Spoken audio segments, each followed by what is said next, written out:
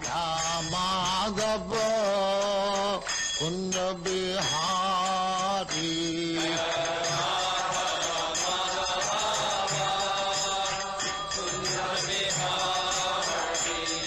जय राधा माधव कुंज बिहारी।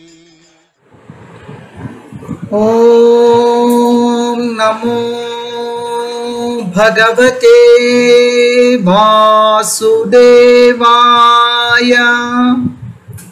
ओम नमो भगवते वासुदेवाय।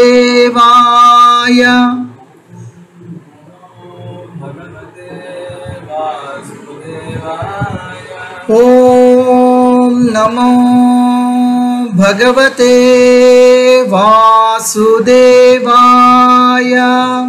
ओम नमो भगवते वासुदेवाय। ఈ గీతా సందేశంలో పాల్గొంటున్న మీ అందరికీ నా నమస్కారాలు. ఇవాళ మనం గీతా సందేశంలో 9వ అధ్యాయం చెప్పుకోబోతున్నాం. నా భక్తుడవి కమ్ము యుద్ధం చేయము అని కృష్ణుడు అర్జునుడికి ఉపదేశిస్తున్నాడు. ఈ 9వ అధ్యాయంలో భగవద్గీతలో అన్నిటికంటే రహస్యమైన అధ్యాయం ఈ 9వ అధ్యాయం.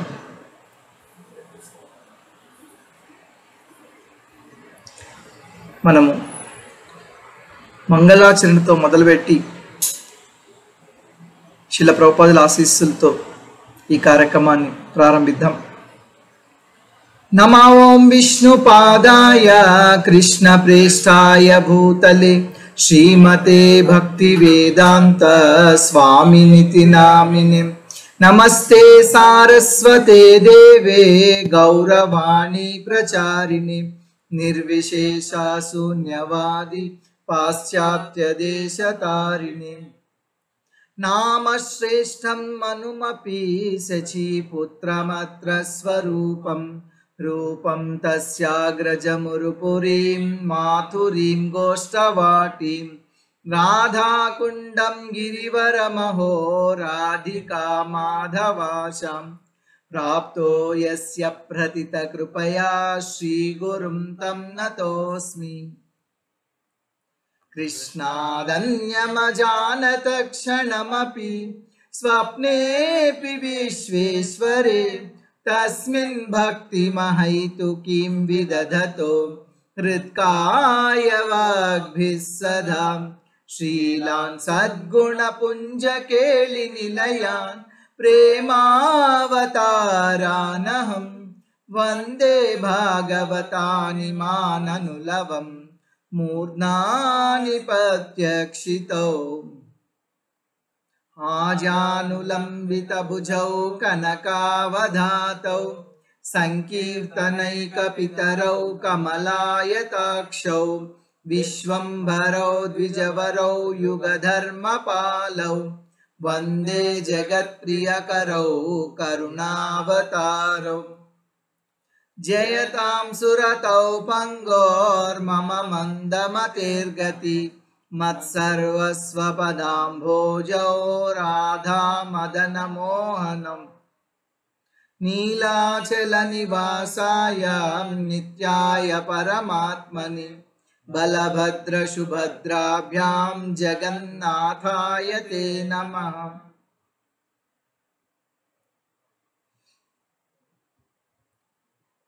ఇప్పటి వరకు ఏం చెప్పుకున్నామో భగవద్గీతలో అవన్నీ ఒక్కసారి పునశ్చరవణం చేసుకుందాం. మొదటి అధ్యాయంలో అర్జునుడు నేను యుద్ధం చెయ్యను, నేను యుద్ధం చేయలేను అంటున్నాడు. ఎందుకంటే భీష్మ ద్రోణాది పెద్దలను నేను వధింపలేను, వారిని చంపి ఆ రక్తసిక్తమైన రాజ్యాన్ని నేను అనుభవించలేను, దుర్మార్గులైన కౌరవులను చంపినా పాపం వస్తుంది, యుద్ధం వల్ల కులధర్మాలు జాతి ధర్మాలు నశించిపోతాయి అని అర్జునుడు గాంధీవాన్ని త్యజించి యుద్ధం మానుకుందామని అభ్యర్థిస్తూ ఎంతో దుఃఖపడుతున్నాడు, శోకిస్తున్నాడు. 2వ అధ్యాయంలో భగవంతుడు నీవు యుద్ధం చేయాలి అని అనేక కారణాలు చెప్పాడు. ముఖ్యంగా 4 కారణాలు. ఆత్మతత్వం తెలుసుకొని యుద్ధం చేయమన్నాడు, క్షత్రియ ధర్మాన్ని పాటించి యుద్ధం చేయమన్నాడు, బుద్ధియోగం ఆచరిస్తూ యుద్ధం చేయమన్నాడు, స్థితప్రజ్ఞుడిపై యుద్ధం చేయమని భగవంతుడు ఈ విధంగా 4 రకాల కారణాలు చెప్పారు. అది 2వ అధ్యాయం. 3వ అధ్యాయంలో కర్మయోగం ఆచరిస్తూ యుద్ధం చేయమంటున్నాడు. కర్మయోగం ఆచరించు, యుద్ధం చేయము అని చెప్తున్నాడు. మిథ్యాచారుడు కావద్దు, నీ కర్తవ్యాన్ని త్యజించద్దు అని భగవంతుడు చెప్పి, తర్వాత కర్మయోగం ఎలా చేయాలి, కర్మయోగ విధానాన్ని వివరించి, లోక సంగ్రహం కోసం కర్మయోగం ఆచరించు, యుద్ధం చేయమని చెప్పి, కామాన్ని జయించి యుద్ధం చేయమని చివరిలో భగవంతుడు అర్జునుడికి ఉద్బోధించాడు. ఇదంతా 3వ అధ్యాయంలో. ఇంకా 4వ అధ్యాయంలో జ్ఞానంతో కర్మయోగం ఆచరించుము, యుద్ధం చేయము అనేది 4వ అధ్యాయం యొక్క సారాంశం.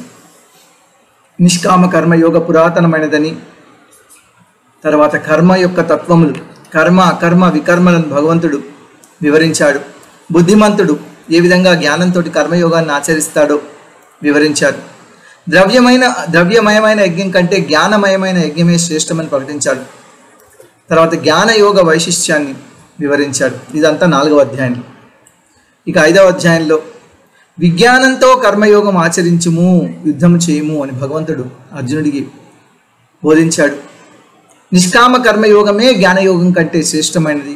కర్మయోగం జ్ఞాననిష్ట బ్రహ్మ నిర్వాణాన్ని కలిగిస్తుంది అని చెప్పి ఆ బ్రహ్మ నిర్వాణాన్ని వివరంగా చెప్పాడు. తర్వాత అష్టాంగ యోగులు కూడా బ్రహ్మ నిర్వాణం అంటే ఆత్మ సాక్షాత్కారం పొందుతారని అష్టాంగ యోగాన్ని కూడా పరిచయం చేశాడు క్లుప్తంగా 5వ అధ్యాయంలో. ఇక 6వ అధ్యాయంలో యోగివి కమ్ము, యుద్ధం చేయము అని భగవంతుడు అర్జునుడికి సందేశం ఇచ్చాడు. నిష్కామ కర్మయోగం అందరికీ మంచిది.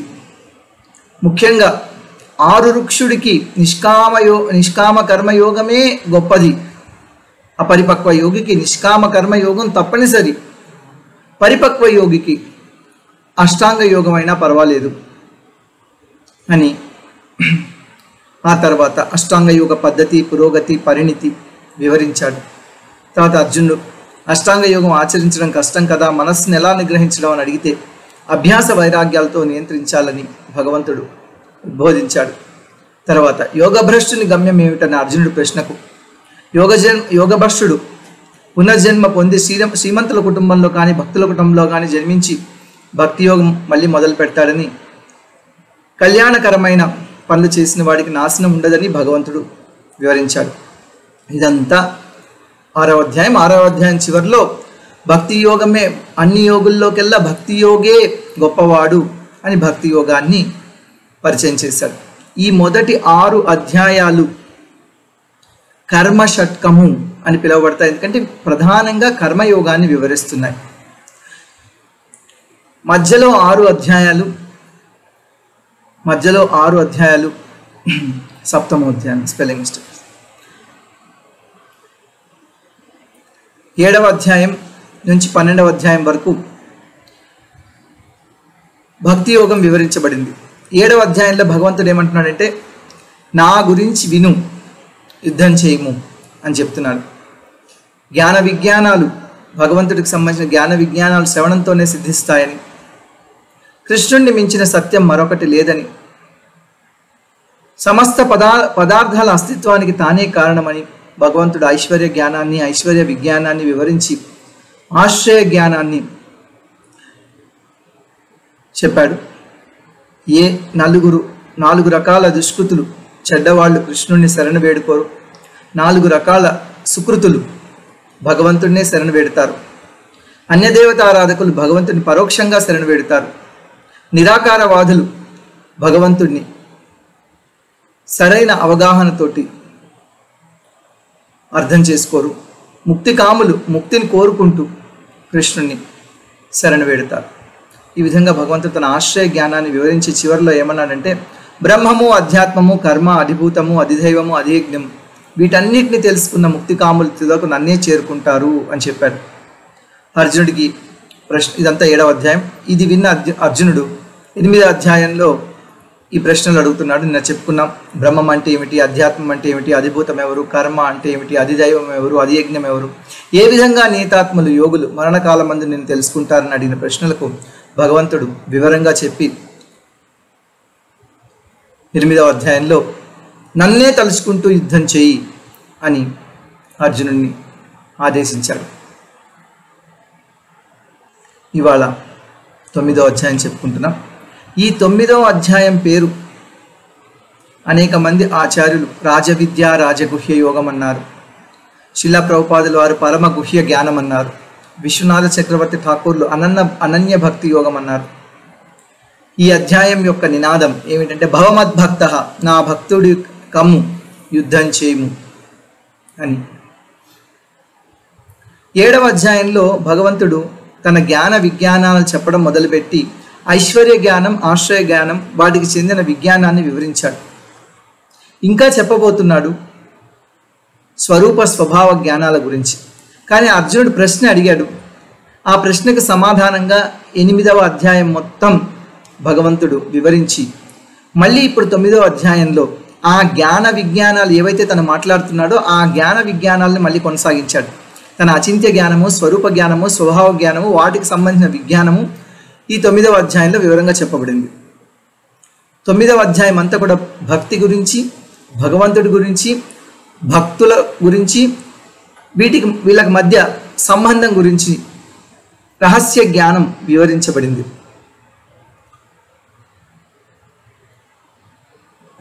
9వ అధ్యాయం క్లుప్తంగా ఏం చెప్తుందంటే నా భక్తుడివి కమ్ము యుద్ధం చేయము అని భగవంతుడు చెప్తున్నాడు. భక్తి అత్యంత రహస్యమైనది, భక్తి అత్యంత రహస్యమైనది, గుహ్యతమ జ్ఞానము భక్తియే అని భగవంతుడు ఈ అధ్యాయాన్ని మొదలుపెట్టాడు. తర్వాత భౌతిక జగత్తుతో నా సంబంధం అచింత్యము అని భగవంతుడు తెలియజేశాడు. తర్వాత తన స్వరూప జ్ఞానాన్ని వివరించాడు. నా స్వరూపం మహాత్ములకే తెలుసు, మూఢులకు తెలియదు, మధ్యస్థులకు సరిగ్గా తెలియదు అని మహాత్ములు, మూఢులు, మధ్యస్థులు తనని ఏ విధంగా అర్థం చేసుకుంటారో వివరించాడు.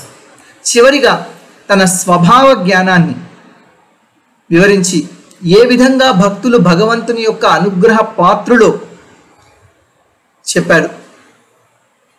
ఈ అధ్యాయాన్ని అన్నిటికంటే రహస్యమైన అధ్యాయంగా, ఇందులో చెప్పిన విషయాలు భగవద్గీతలో గుహ్యతమమైనవి అని ఆచార్యులు చెప్తున్నారు. చూద్దాం అది ఎందుకో.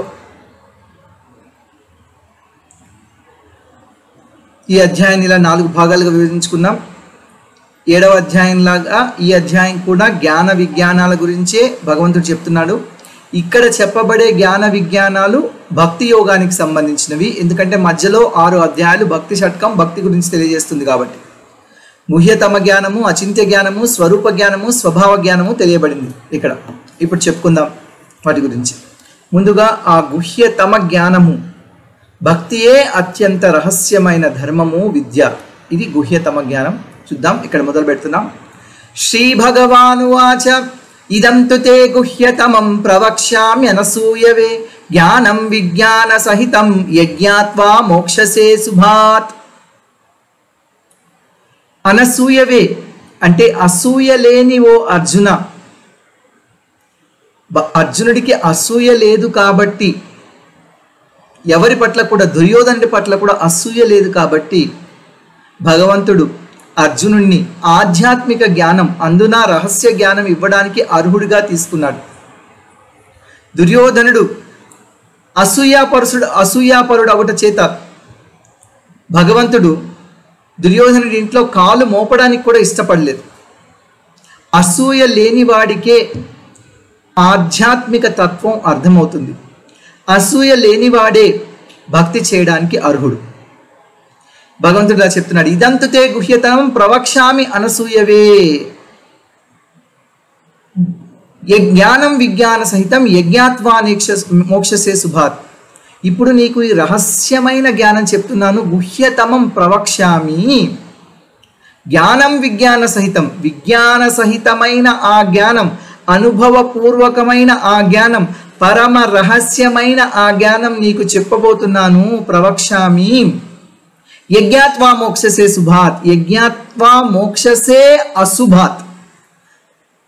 ఈ జ్ఞానాన్ని తెలుసుకొని నువ్వు అన్ని అశుభాల నుంచి విముక్తుడు అవుతావు అని భగవంతుడు చెప్తున్నాడు. ఇక్కడ జ్ఞానం అంటే భక్తి.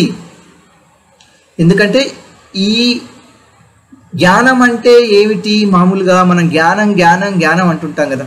తెలియని విషయాలు తెలుసుకోవడం జ్ఞానం. మరి భక్తి జ్ఞానం ఎలా అయిందయ్యా అంటే భక్తి ద్వారా తెలియని భగవంతుణ్ణి మనం తెలుసుకుంటాం కాబట్టి భక్తి జ్ఞానము. కాబట్టి ఇక్కడ జ్ఞానం అంటే భక్తి, శ్రవణ కీర్తనాదులైన నవవిధ భక్తియే ఆ జ్ఞానం. అటువంటి పరమ రహస్యమైన జ్ఞానాన్ని, పరమ రహస్యమైన భక్తిని భగవంతుడు 8 విశేషణాలతో చెప్తున్నాడు, 8 విశేషణాలతో కీర్తిస్తున్నాడు. చూద్దాం అవేంటో. రాజవిద్యా రాజగుహ్యం పవిత్రమిదముత్తమం ప్రత్యక్షావగమం ధర్మ్యం సుసుఖం కర్తుమవ్యయం. ఇది రాజవిద్య, ఈ జ్ఞానం రాజవిద్య. ఇది అన్ని విద్యల్లోకెల్లా రాజు లాంటిది, అంటే శ్రేష్టమైనది. ఇది రాజగుహ్యం, అన్ని రహస్యాల కంటే గూఢమైనది, అత్యంత రహస్యమైనది, రాజుల రహస్యం లాంటి రహస్యమైనది. పవిత్రం, దీనికంటే పవిత్రమైనది ఇంకొకటి లేదు. ఇదివరకే కదయ్యా చెప్పాడు 4వ అధ్యాయంలో భగవంతుడు, జ్ఞానానికి మించిన పవిత్రమైనది ఇంకొకటి లేదు అని. కర్మయోగ షట్కంలో కర్మ జ్ఞానంతో పరిసమాప్తమవుతుంది కాబట్టి జ్ఞానం కంటే గొప్పది లేదు కర్మ గురించి మాట్లాడుకునేటప్పుడు. కానీ ఇది ఈ భక్తి యోగం, ఈ భక్తి ఆ జ్ఞానం కంటే కూడా పవిత్రమైనది, ఉత్తమమైనది. ప్రత్యక్షావగమం, ప్రత్యక్షంగా అనుభవింపశక్యమైనది. ధర్మ్యం, ధర్మానుసారమైనది. తర్వాత సుసుఖం, ఆచరించుటకు అత్యంత సులభమైనది. సుసుఖం కర్తుం, ఆచరించుటకు అత్యంత సులభతరమైనది. అవ్యయం, వ్యయం లేనిది, అంటే నాశనం లేనిది. ఈ విధంగా భక్తి రాజవిద్య అంటే జ్ఞానం అన్ని విద్యల్లో శ్రేష్టమైనది, రాజగుహ్యం రహస్యాల్లో గూఢమైనది, పవిత్రమైనది, ఉత్తమమైనది, అనుభవపూర్వకంగా తెలియబడేది, ధర్మానికి సారం, ధర్మానుసారమైనది, ఆనందంగా ఆచరించదగినది, నాశనరహితమైనది. మనం కర్మయోగం ఆచరిస్తే ఆఖరికి చివరికి కర్మలన్నీ కూడా జ్ఞానంలో లయమైపోతాయి, జ్ఞాననిష్ట కలుగుతుంది. జ్ఞానయోగం ఆత్మ సాక్షాత్కారం అంటే బ్రహ్మ నిర్వాణాన్ని కలిగిస్తుందని చెప్పుకున్నాం. అష్టాంగ యోగం పరమాత్మ సాక్షాత్కారాన్ని కలిగిస్తుంది. కానీ భక్తి యోగం భగవత్ సాక్షాత్కారాన్ని కలిగిస్తుంది. భక్త్యా మాం అభిజానాతి అని భగవంతుడు భగవద్గీతలో చెప్పాడు. భక్తి వల్లే నన్ను యథార్థంగా తెలుసుకోవచ్చు అని. కాబట్టి ఈ భక్తి యోగం అన్నిటిలో ఉత్తమమైనది. అనుభవపూర్వకంగా ప్రతి అడుగులోనూ భగవంతుడి గురించి తెలియజేస్తుంది. మరి ఆచరించడానికి అత్యంత సులభమైన ఈ భక్తి యోగాన్ని ఎందుకు జనులు ఆచరించి తరించకుండా ఈ సంసార చక్రంలో చిక్కుకుపోతున్నారు అంటే చెప్తున్నారు. అశ్రద్ధదానా పురుష ధర్మస్యాస్య పరంతప అప్రాప్య మాం నివర్తంతే మృత్యు సంసారవర్త్మని. చూడండి, మళ్ళీ పరంతప అంటున్నాడు. పరంతప అంటే ఏమిటి? పరులను, శత్రువులను తపింపజేసేవాడు, శత్రువులను పీడించేవాడు, శత్రువులను వినాశనం చేసేవాడు, శత్రువులను జయించేవాడు, శత్రువులను ఓడించేవాడు. ఓ పరంతప అంటే ఏ విధంగా అయితే నిప్పు తపింపజేస్తుందో ఆ విధంగా అర్జునుడు శత్రువులను నిప్పులాగా తపింపజేస్తున్నాడు. అర్జునితో పోరాటం అంటే నిప్పుతో చెలగాటం.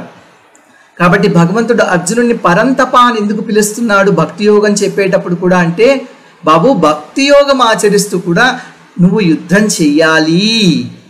ఇది నా ఆదేశము అని చెప్పడానికి.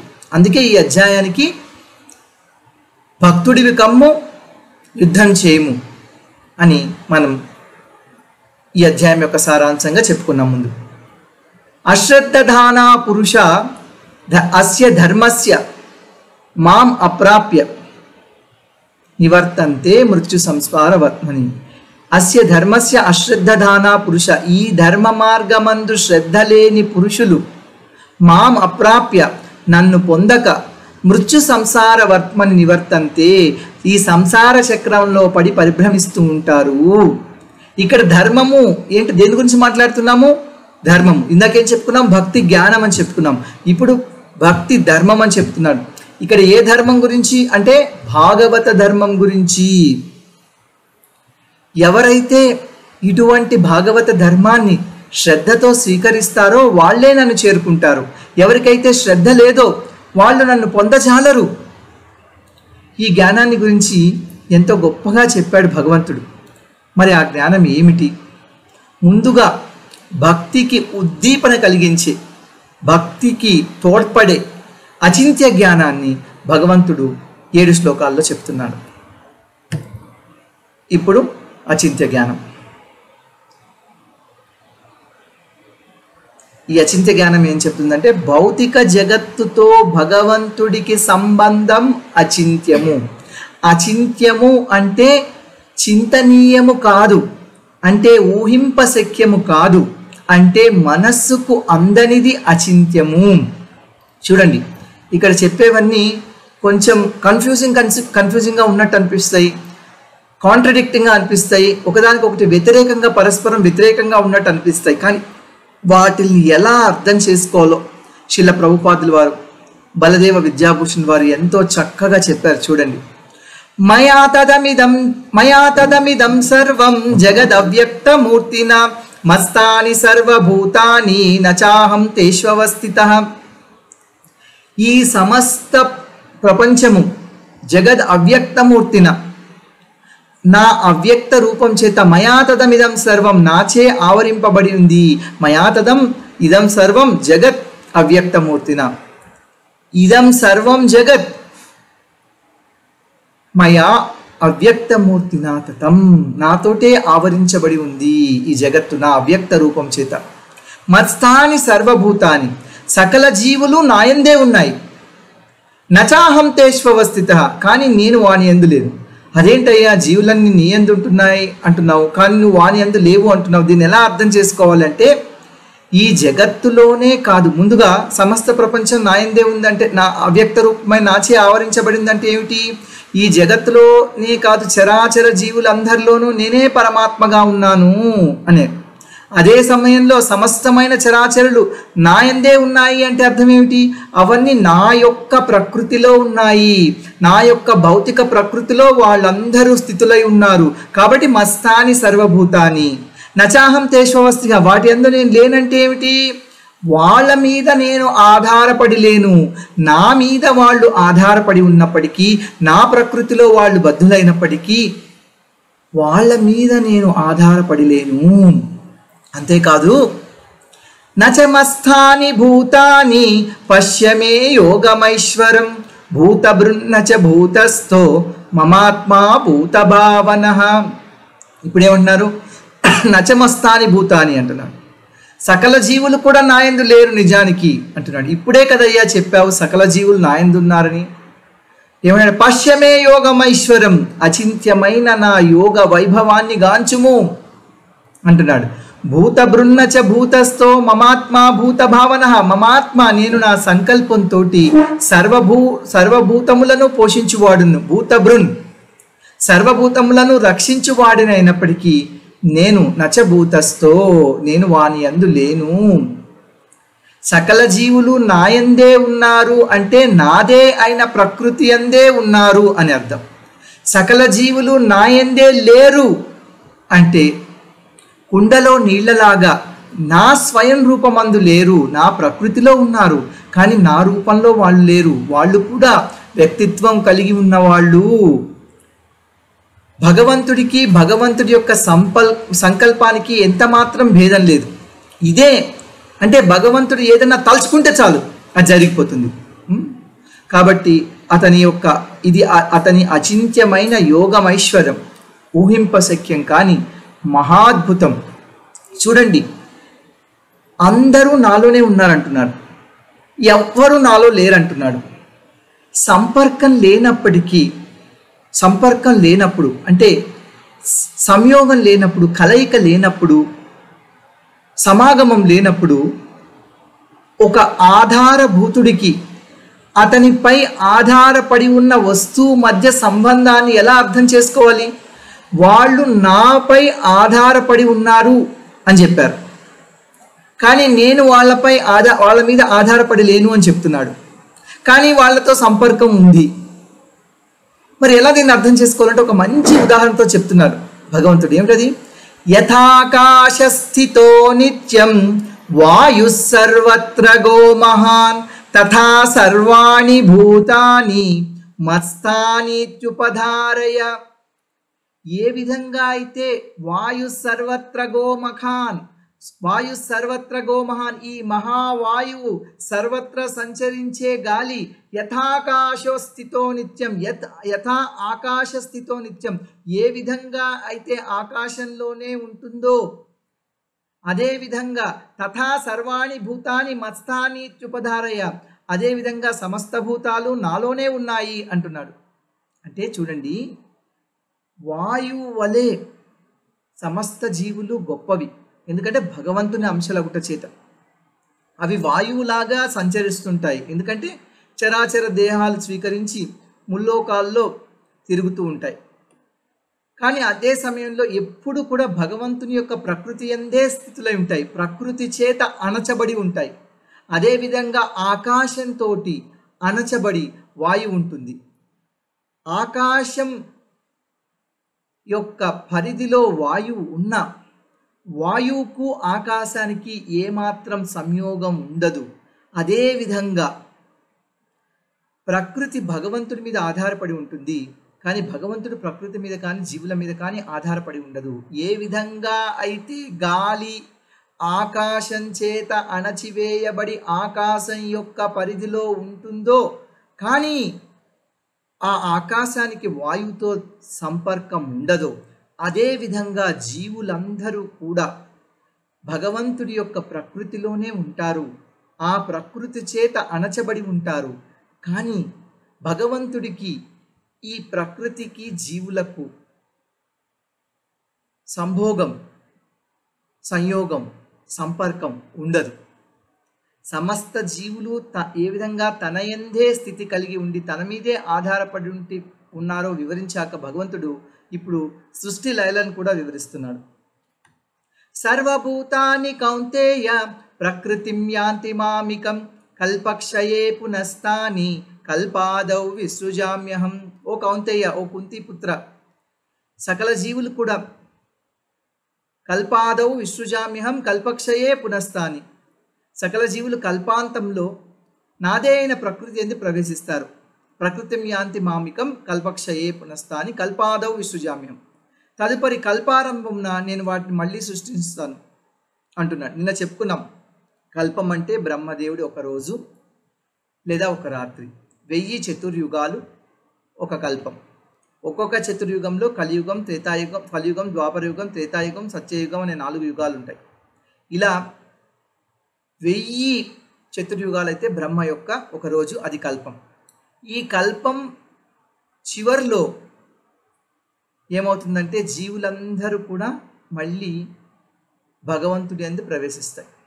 కల్పాదిలో మళ్ళీ ఆ జీవులకు భగవంతుడి యొక్క సంకల్పంతో వివిధ శరీరాలు ఇవ్వబడతాయి. ఒక్కసారి జీవరాశులన్నీ ప్రకృతిలోకి వెళ్ళిపోయాక మళ్ళీ ఎలా సృష్టించబడతాయి అంటే చెప్తున్నాను. ప్రకృతిం స్వామవష్టభ్య విసృజామి పునః పునః భూతగ్రామమిమం కృష్ణం అవశం ప్రకృతేర్వశాత్. నా ప్రకృతినే ఆధారంగా చేసుకొని ప్రకృతి అధీనంలో ఉన్న అస్వతంత్రమైన భూత సముదాయాన్ని అంతటినీ నేను మళ్ళీ మళ్ళీ సృష్టిస్తుంటాను అంటున్నాడు భగవంతుడు. నా సంకల్ప మాత్రం చేతే నే ప్రకృతిని మహత్తత్వంగా పంచభూతాది ఇతర తత్వాలుగా పరిణింపజేసి రూపాంతరం చేయించి మళ్ళీ మళ్ళీ దేవతలు, మనుషులు, జంతువులు, వృక్షాలనే 4 విధములైన జీవుల శరీరాలను నేను సృష్టిస్తూ ఉంటాను.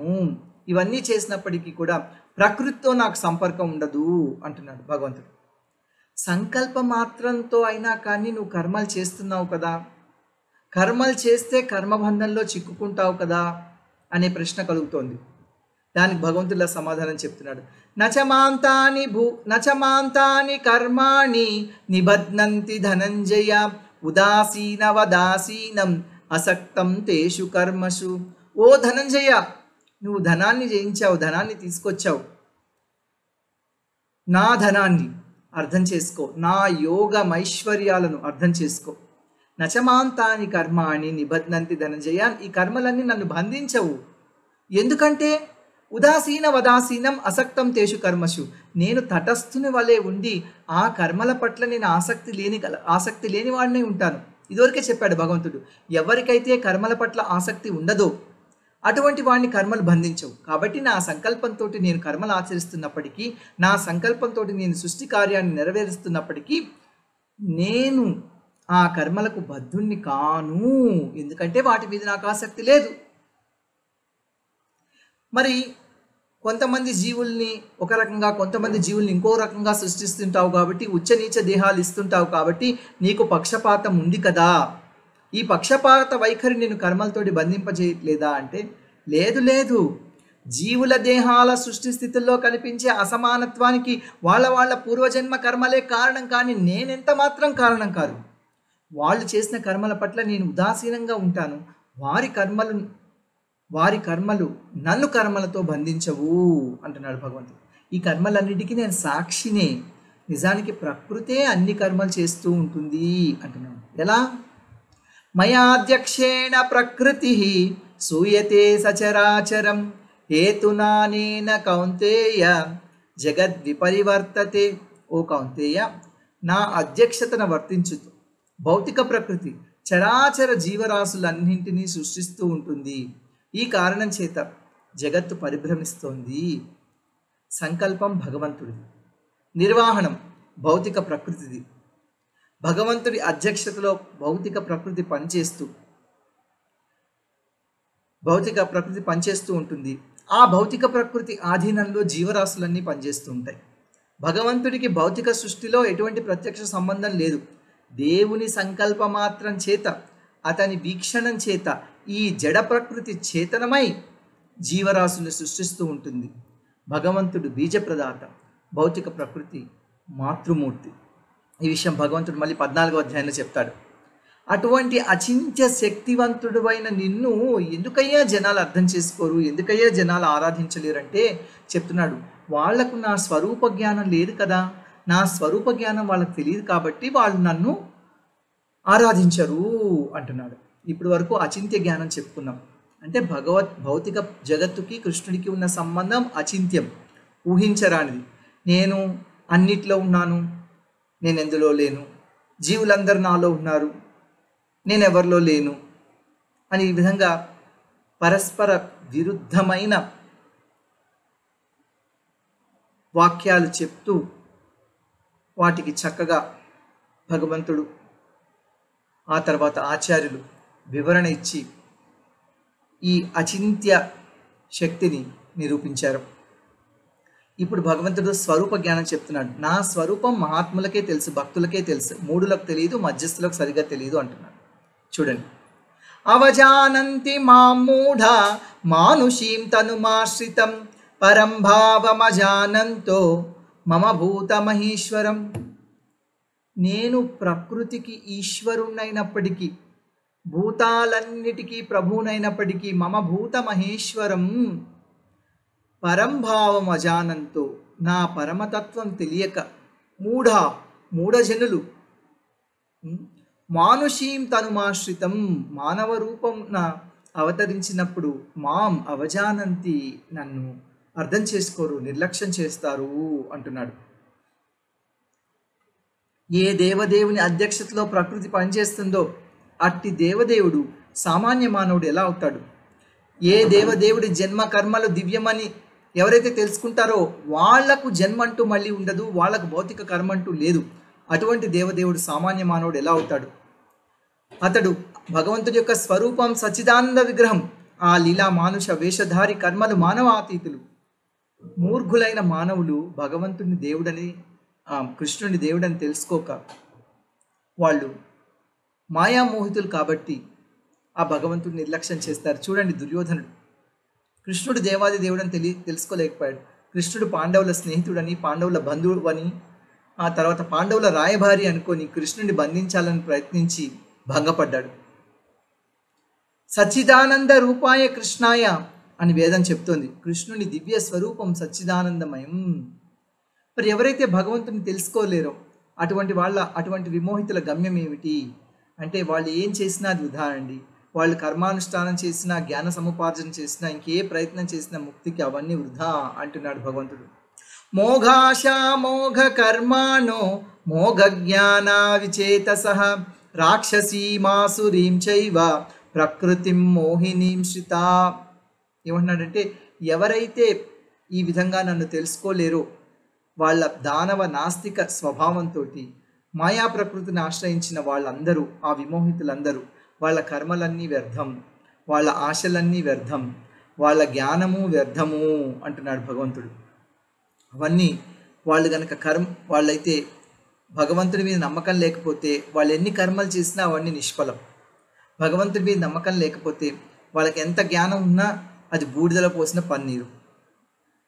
మాయాశ్రితులైన ఇటువంటి వాళ్ళు నన్ను భజించరు. కానీ దైవీ ప్రకృతిని ఆశ్రయించిన మహాత్ములు నన్ను అనన్య చిత్తంతో నన్నే భజిస్తారు అంటున్నాడు. భక్తుల గురించి చెప్తున్నాడు. మహాత్మనస్తు మాం పార్థ దైవీం ప్రకృతిమాశ్రిత భజంత్యనన్య మనసో జ్ఞాత్వా భూతాదిమవ్యయం. ఓ పార్థ, మహాత్ములంటే ఎవరంటే దైవీం ప్రకృతిమాశ్రిత, ఎవరైతే దైవీ ప్రకృతిని ఆశ్రయించి నన్ను మాం భూతాదిం అవ్యయం జ్ఞాత్వా అనన్య మనసో భజంతి తే మహాత్మనః అంటున్నాడు.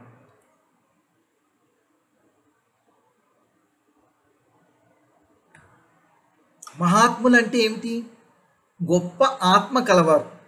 ఆత్మ అంటే ఇక్కడ మనస్సు, గొప్ప మనస్సు కలవారు. నేనే మానవాకృతిలో ఉన్న పరంబ్రహ్మ అని తెలిసిన వాళ్ళు. దైవీ ప్రకృతి అంటే ఎవరు? నా ఆంతరంగిక శక్తి. భగవంతుడు చెప్తున్నాడు, నా స్వరూపం, నా ఆంతరంగిక స్వరూపం భక్తిదేవి, గోకులేశ్వరి, శ్రీమతి రాధారాణి, ఆమె దైవీ ప్రకృతి. అటువంటి దైవీ ప్రకృతిని ఆశ్రయించిన వాళ్ళు, అటువంటి భక్తిదేవిని ఆశ్రయించిన వాళ్ళే మహాత్ములు. అనన్య చిత్తంతో భజించడం అంటే మరొక దాని మీదికి మనస్సును పోనీయకుండా నన్ను మాత్రమే భజించడం. ఎలా భజిస్తారట ఆ మహాత్ములు? చెప్తున్నాడు భగవంతుడి ఇక్కడ. సతతం కీర్తయంతో మాం యతంతశ్చ దృఢవ్రత నమస్యంతశ్చ మాం భక్త్యా నిత్యయుక్తా ఉపాసతే. వాళ్ళు ఎప్పుడు నన్నే కీర్తిస్తూ ఉంటారు, దృఢమైన సంకల్పంతో ప్రయత్నిస్తూ, నాకు నమస్కరిస్తూ, నిత్యం నాయందే మనస్సు నిలిపి నన్ను భక్తితో ఉపాసిస్తారు, నన్నే ఉపాసిస్తారు. సతతం అంటే ఎప్పుడు, ఎల్లవేళలా. నా శుద్ధ భక్తులు దేశకాల పరిస్థితులకు అతీతంగా ఎల్లవేళలా నన్నే కీర్తిస్తారు. ఏ విధంగా కీర్తిస్తారు అంటే నిత్యము భగవంతుడి యొక్క సంకీర్తన, నామజపం చేస్తూ ఉంటారు. ఈ భక్తులు దృఢవ్రతులు. దృఢవ్రతులు అంటే దృఢమైన వ్రతం కలిగిన వాళ్ళు. ఏకాదశి నాడు ఉపవాసం, ఇంకా పర్వదినాల్లో ఉపవాసం, ఇటువంటి వ్రతాలు ఆచరిస్తూ దృఢమైన విశ్వాసం కలిగిన వాళ్ళు, దృఢమైన వ్రతాలు చేసేవాళ్ళు. వీళ్ళందరూ శుద్ధ భక్తులు. వీళ్ళే కాకుండా, అంటే ఇప్పుడు చెప్పుకున్న 2 శ్లోకాల్లో చెప్పుకున్న వాళ్ళు శుద్ధ భక్తులు. వీళ్ళు కాకుండా ఇంకా కొంతమంది జ్ఞానమిశ్ర భక్తులు కూడా నన్ను ఉపాసిస్తారు అంటున్నాడు భగవంతుడు. వాళ్ళ గురించి చెప్తున్నాడు. జ్ఞానయజ్ఞేన చాప్యన్యే యజంతే మాముపాసతే ఏకత్వేన పృథక్వేన బహుదా విశ్వతో ముఖం. కొంతమంది జ్ఞానయజ్ఞం చేత నన్ను ఏకీభావంతోనూ భిన్న రూపునుగాను బహుప్రకారములుగా విశ్వరూపుడిగాను పూజిస్తారు. ఈ అనన్య భక్తులు ఎవరంటే ఇదివరకు చెప్పుకున్న ఆర్తాది భక్తులు, 7వ అధ్యాయంలో చెప్పుకున్న ఆర్తాది భక్తుల కంటే కూడా శ్రేష్ఠులు.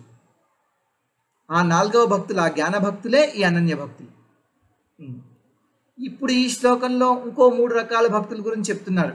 ఏకీభావంతో పూజించేవాళ్ళు, భిన్న రూపంతో పూజించేవాళ్ళు, విశ్వరూపుడిగా పూజించేవాళ్ళు. వీళ్ళను అహంగ్రహోపాసకులు అంటారు. ఏకీభావంతో పూజించేవాళ్ళు, నేను భగవంతుడు ఒకటే అనుకునేవాళ్ళు. తర్వాత భిన్న రూపుడిగా పూజించేవాళ్ళు అంటే విగ్రహారాధన, ప్రతీకోపాసకులు అంటే దేవతా రూపాలుగా పూజించేవాళ్ళు. తర్వాత విశ్వరూపోపాసకులు అంటే భగవంతుని విశ్వరూపంగా పూజించేవాళ్ళు. ఈ 3 రకాలైన భక్తులు తక్కువ స్థాయి భక్తులు. వీళ్ళల్లో కూడా అధముడు ఎవరంటే అహంగ్రహోపాసకుడు, నేనే భగవంతుడిని అనుకునేవాళ్ళు. వీళ్ళకి కొంచెం జ్ఞానం ఉంది కానీ పరిపూర్ణంగా లేదు. భగవంతుడిని మధ్యస్థంగా తెలుసుకుంటున్నారు, పూర్తిగా తెలుసుకోవట్లేదు. ఈ విధంగా 3 విధాలకు జ్ఞానయజ్ఞం జనాలచే ఆచరించబడుతుంది. కొంత విశ్వరూపంగా భగవంతుడిని ఉపాసిస్తున్నారు. ఎలాగో భగవంతుడు చెప్తున్నాడు. అహం క్రతురహం యజ్ఞ స్వదాహమహమౌషధం మంత్రోహమహమేవాజ్యం అహమగ్నిరహం హృతం. నేనే క్రతువు, నేనే యజ్ఞం, నేనే స్వధ, నేనే ఔషధం. మంత్రాన్ని నేనే, ఆజ్యాన్ని నేనే, అగ్నిని నేనే, హోమద్రవ్యాన్ని నేనే. అన్నిటికీ యజ్ఞం చేయడానికి కావలసిన సామాగ్రిని అంతా కూడా నేనే అని భగవంతుడు చెప్తున్నాడు. క్రతువు అంటే వేద విహితమైన యజ్ఞం, యజ్ఞం అంటే స్మృతి విహితమైన కర్మ, స్వధ అంటే పితృదేవతలకు కోసం చేసే యజ్ఞం. తర్వాత ఇవన్నీ కూడా నేనే, ఆ యజ్ఞంలో సమర్పించే ద్రవ్యాలు, మంత్రాలు అన్నీ కూడా నేనే అంటున్నాడు. అంతేకాకుండా పితామహస్య జగతో మాతా ధాత పితామహః వేద్యం పవిత్రమోంకార రుక్సామ యజురేవచ. నేను ఈ జగత్తుకి తండ్రిని అంటున్నాడు. ఎందుకు ఆయన తండ్రి? బీజప్రదాత కాబట్టి తండ్రి. నేను ఈ జగత్తుకు తల్లిని అంటున్నాడు. ఎందుకు ఆయన తల్లి? ఆయన తల్లి వలె కాపాడుతున్నాడు. అందరి జీవుల్లో అందరి జీవులందరి హృదయాల్లో పరమాత్మగా నివసిస్తూ తల్లిలాగా కాపాడుతున్నాడు కాబట్టి తల్లి. పితామహుడు అంటే తాత. ఎందుకు తాత? బ్రహ్మను కూడా సృష్టించాడు కదా, అందుకని ఈయన పితామహుడు. బ్రహ్మ కూడా తండ్రి కాబట్టి. వేద్యం పవిత్రం ఓంకారం, నేను పవిత్రీకరించేవాడిని, తెలియదగిన వాడిని, నేనే ఓంకారాన్ని. రుక్సామ యజురేవచ, ఈ 4 వేదాలు నేనే అంటున్నాడు. ఇంకా గతిర్భర్త ప్రభు సాక్షి నివాస శరణం సుహృత్ ప్రభవ ప్రళయ స్థానం నిదానం బీజం అవ్యయం. జీవుడికి తనకి ఉన్న సంబంధం ఏంటో చెప్తున్నాడు భగవంతుడు ఇక్కడ. నేనే అందరికీ పరమగతిని, నేనే భర్త, నేనే పోషించేవాడిని, నేనే ప్రభువుని, నేనే వాళ్ళ స్వామిని అంటున్నాడు. సాక్షి, నేనే వాళ్ళ సాక్షిని, విట్నెస్, నేనే సాక్షిని. నివాస, నేనే నివాసాన్ని అందరికీ కూడా. శరణం, నేనే శరణాన్ని. సుహృత్, నేనే స్నేహితుణ్ణి. ప్రభావ ప్రళయ స్థానం, నేనే సృష్టికర్తను, లయకర్తను, స్థితికర్తను. ఆధార స్థానాన్ని, అక్షయ బీజాన్ని, అన్నీ కూడా నేనే అంటున్నాడు భగవంతుడు. ఇంకా తపామ్యహమహం వర్షం నిగృహ్ణాముసృజామి చ అమృతం చైవ మృత్యుశ్చ సదసచ్చాహమర్జున. ఎండ నేనే కలిగిస్తున్నాను, నేను వర్షాన్ని గ్రహించి వదులుతున్నాను. అమృతత్వాన్ని, మృత్యువును నేనే అర్జున. సత్తును అసత్తును కూడా నేనే అంటున్నాడు. గ్రీష్మకాలమందలి తాపాన్ని, వర్షాకాలమందు వృష్టిని నేనే. జలాన్ని విడిచువాడిని, ఆకర్షించేవాడిని నేనే. ఈ విధంగా జనులు సమస్తము నన్నుగానే తెలుసుకొని నా విశ్వరూపాన్ని ఉపాసిస్తున్నారు అంటున్నాడు. ఇప్పుడు కర్మయోగులు ఎలా పూజిస్తారో చెప్తున్నారు. త్రైవిద్యమాంసో మపాపూత పాప యజ్ఞైరిష్ట్వా స్వర్గతిం ప్రార్థయంతే తే పుణ్యమాసాద్య సురేంద్రలోకం అశ్నంతి దివ్యాన్ దివి దేవ భోగాన్. త్రివేదజ్ఞులు, త్రివేదజ్ఞులు యజ్ఞాల చేత, యజ్ఞైరిష్ట్వ నన్ను పూజించి, సోమపాపూత పాప యజ్ఞంలో ఆ సోమపానాన్ని సేవించి పాప విముక్తులై స్వర్గతిం ప్రార్థయంతే స్వర్గ గమనానికై ప్రార్థిస్తారు. ఆ పుణ్యంతో తే పుణ్యమాసాద్య సురేంద్రలోకం, పుణ్యలోకమైన దేవేంద్రుడి లోకం చేరి, దేవలోకం చేరి, అశ్నంతి దివ్యాన్ దివి దేవ భోగాన్, అచ్చట దేవతలకు లభించే దివ్యమైన భోగాలు అనుభవిస్తారు. వేదాలందు మాత్రమే నిష్ట కలిగి వేదాల పరమార్థం తెలియని వాళ్ళు వేదాల్లో పేర్కొన్న ఇంద్రాది దేవతల యాగాలను ఆచరిస్తూ అందు సోమరసాన్ని సేవించి పాపరహితులై పుణ్యం సంపాదించుకుంటారు. వారు ఇంద్రాది దేవతలనే భగవంతుడిగా భావించి ఆయా దేవతల యాగాలు చేస్తారు. ఇంద్రాది దేవతల రూపాలను ఉన్న వాళ్ళనే భగవంతుడని పరోక్షంగా ఆరాధించి కృష్ణుడే దేవాది దేవుడని తెలియక స్వర్గం కావాలని కోరుకొని వాళ్ళు స్వర్గం పొంది దేవభోగాలు అనుభవిస్తూ ఉంటారు. అలా దివ్య భోగాలు అనేకానేక సంవత్సరాలు అనుభవించిన తర్వాత ఏమవుతుంది? తేతం భుక్త్వా స్వర్గలోకం విశాలం క్షీణే పుణ్యే మర్త్యలోకం విశంతి ఏవం త్రయీ ధర్మ మనోప్రపన్న గతాగతం కామ కామాలభంతే. వాళ్ళు ఆ త్రివేదజ్ఞులు, ఆ కర్మయోగులు, దేవుడికి భగవంతుడు ముగ్గురు తక్కువ స్థాయి భక్తుల గురించి చెప్పారు కదా, వాళ్ళ గురించి అహంగ్రహోపాసకులు అని వాళ్ళ గురించి ఏం చెప్పలేదు. తర్వాత విశ్వరూప ఉపాసకుల గురించి చెప్పారు. ఇప్పుడు దేవత ఉపాసకుల గురించి చెప్తున్నాడు, కర్మయోగుల గురించి. వాళ్ళు ఆ విశాలమైన ఆ స్వర్గలోకాన్ని అనుభవించి భుక్త్వా స్వర్గలోకం విశాలం క్షీణే పుణ్యే మర్త్యలోకం విశంతి, పుణ్యం క్షీణించగానే మళ్ళీ మనుష్యలోకంలో ప్రవేశిస్తారు. ఏవం దయీ ధర్మం అనుప్రపన్న, ఈ విధంగా కోరికలు తీర్చుకొని వేదత్రయంలో చెప్పిన ధర్మాన్ని ఆశ్రయించి గతాగతం కామకామా లభంతే, వాళ్ళు పుడుతూ ఉంటారు, చస్తూ ఉంటారు. పుణ్యం నశించినప్పుడు తిరిగి భూలోకానికి వస్తారు. వాళ్ళకు వేదం తెలుసు కానీ వేదాంతం తెలియదు. అల్పమైన స్వర్గం కోసం ఆరాటపడి స్వర్గ సుఖాలు అనుభవించి మళ్ళీ మళ్ళీ పుడుతూ ఉంటారు, చస్తూ ఉంటారు. కర్మకాండలు, త్రివేదజ్ఞులు కర్మకాండలు ఆచరించి వాళ్ళు యోగక్షేమాలు పొందుతుంటారు. కానీ నా భక్తుల యోగక్షేమాలు నేను స్వయంగా పర్యవేక్షిస్తాను అంటున్నాడు భగవంతుడు. అనన్యాశ్చింతయంతో మాం ఏ జనా పర్యుపాసతే తేషాం నిత్యాభియుక్తానాం యోగక్షేమం వహామ్యహం. ఏ జనులు నన్ను అనన్య భావంతో నన్నే తలుచుకుంటూ సేవిస్తారో నిత్యయుక్తులైన వారి యోగక్షేమాలను నేనే స్వయంగా వహిస్తాను అంటున్నారు. యోగం అంటే లేని వాటిని సమకూర్చుకోవడం, క్షేమం అంటే ఉన్న వాటిని రక్షించడం. భగవంతుడు ఏం చెప్తున్నాడంటే, మీకు ఉన్న వాటిని కాపాడుతాను, మీకు లేని వాటిని నేను ఇస్తాను. ఎవరైతే నన్ను అనన్య భావంతో నన్ను సేవిస్తారో వాళ్ళ యోగక్షేమాలను నేనే పర్యవేక్షిస్తాను, నేనే స్వయంగా వహిస్తాను అని చెప్తున్నాడు. కానీ ఎల్ఐసి వాళ్ళు యోగక్షేమం వహామ్యహం అనేది పెట్టుకున్నారు. ఏంటండి వాళ్ళు చూసే యోగక్షేమం? మనిషి పోయాక అప్పుడు ఏవో కొన్ని డబ్బులు వాళ్ళ కుటుంబ సభ్యులకి ఇచ్చి మేము యోగక్షేమాలు చూస్తున్నామని వాళ్ళు చెప్పుకుంటున్నారు.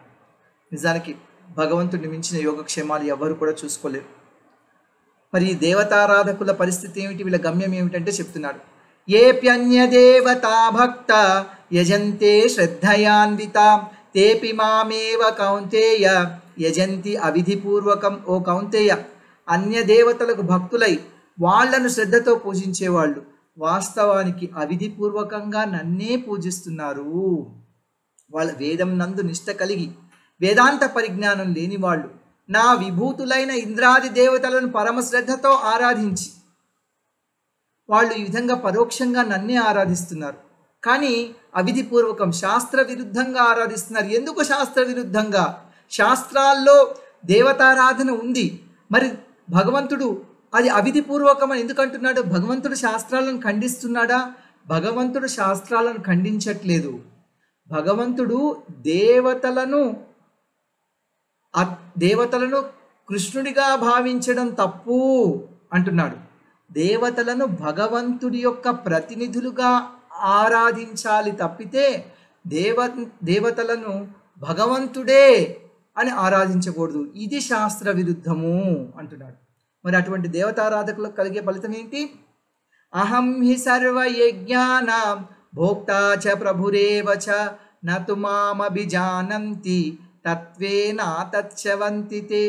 నేను సర్వయజ్ఞాలకు భోక్తను, ప్రభువును, అయితే వాళ్ళు నన్ను యథార్థంగా తెలుసుకోవట్లేదు. తత్వేన తచ్చవంతి తే, అందుకే వాళ్ళు పతనమవుతున్నారు. అంటే మళ్ళీ వాళ్ళు పుణ్యం అయిపోతే మళ్ళీ భౌతిక లోకంలో పుడుతున్నారు అంటున్నాడు. ఊర్ధ్వలోకాలకు వెళ్ళి మళ్ళీ మర్త్యలోకంలో జన్మిస్తూ ఉంటారు. ఎందుకంటే వాళ్ళు నన్ను అవిధిపూర్వకంగా పూజిస్తున్నారు కాబట్టి ప్రత్యక్షంగా నన్ను పూజించిన ఫలం పొందట్లేదు. ఎవరైతే ప్రత్యక్షంగా నన్ను ఆరాధిస్తారో వాళ్ళు నా లోకం చేరుకుంటారో, మళ్ళీ తిరిగి రారు. కానీ ఎవరైతే ఇలా పరోక్షంగా నన్ను దేవతా రూపంలో నన్ను సేవిస్తారో వాళ్ళు ఊర్ధ్వలోకాలకు వెళ్ళి పుణ్యం క్షీణించి మళ్ళీ మర్త్యలోకంలో పుడుతున్నారు. అయ్యా, ప్రత్యక్షంగా నిన్ను పూజించే వాళ్ళు పునర్జన్మ రహితులవుతున్నారు, మరి పరోక్షంగా నిన్ను సేవించే వాళ్ళు పతితులై పునర్జన్మ పొందుతున్నారు. ఇది ఆశ్చర్యంగా ఉంది అన్నదానికి ఇట్లా సమాధానం చెప్తున్నాడు. యాంతి దేవవ్రతా దేవాన్ పితృన్యాంతి పితృవ్రత భూతాని యాంతి భూతేజ్య యాంతి మధ్యాజినోపి మాం. దేవతలను పూజించే వాళ్ళు దేవతలను చేరుకుంటారు, పితృవ్రతులు పితృలోకాలకు వెళ్తారు, భూతోపాసకులు భూతాలను పొందుతారు. యాంతి మధ్యాజినోపి మాం, నన్ను మాత్రమే ప్రత్యక్షంగా పూజించే వాళ్ళు నన్నే పొందుతారు అంటున్నాడు. సత్వగుణంలో ఉండి దేవతలను పూజించి స్వర్గాది ఊర్ధ్వలోకాలకు వెళ్తారు. రజోగుణంలో ఉన్న వాళ్ళు పితృదేవతలను ఆరాధించి పితృలోకాలను చేరుకుంటారంటున్నాడు. తమోగుణంలో ఉన్న వాళ్ళు భూతగణాలను ప్రేతాత్మలను సేవించి వాటిని పొందుతారంటున్నాడు. ఎవరైతే త్రిగుణాతీతులు మహాత్ములు అనన్య భక్తులు మాత్రమే నన్ను చేరుకొని నన్నే పొందుతారు అంటున్నాడు. ఇదంతా భగవంతుడి యొక్క స్వరూపం. ఈ స్వరూపం మహాత్ములకు తెలుసు, ఎందుకంటే వాళ్ళు ఆయన భగవంతుడిగా సేవిస్తారు. వాళ్ళ భగవంతుడి యొక్క సచ్చిదానంద స్వరూపం వాళ్ళకు తెలుసు. మధ్యస్థులకు తెలియదు, ఆయన్ని ఈ విధంగా దేవతలుగా విశ్వరూపంగా పూజిస్తారు. కానీ వాళ్లకు ఉత్తమమైన ఫలితం రాదు, వాళ్ళు ఊర్ధ్వలోకాలకు వెళ్ళి మళ్ళీ జన్మించాల్సి వస్తుంది.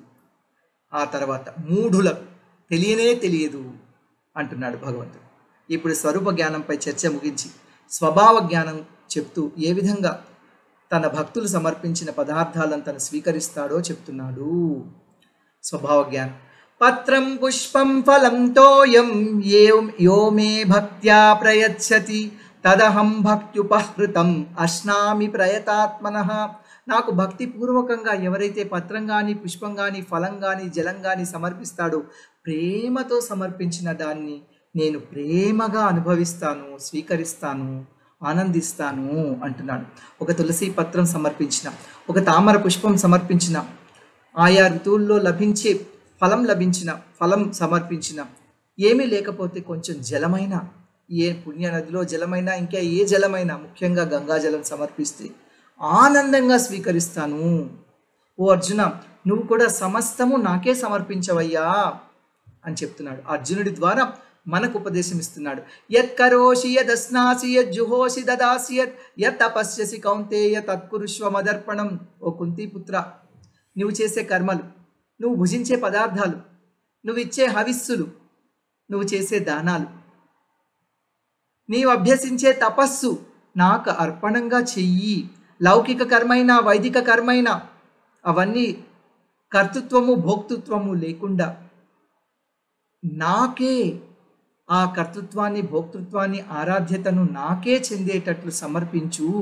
ఈ విధంగా చేస్తే ఏమవుతుంది అది చెప్తున్నాడు. శుభాశుభ ఫలైరేవం మోక్షసే కర్మబంధనై సన్యాసయోగయుక్తాత్మా విముక్తో మాముపైష్యసి.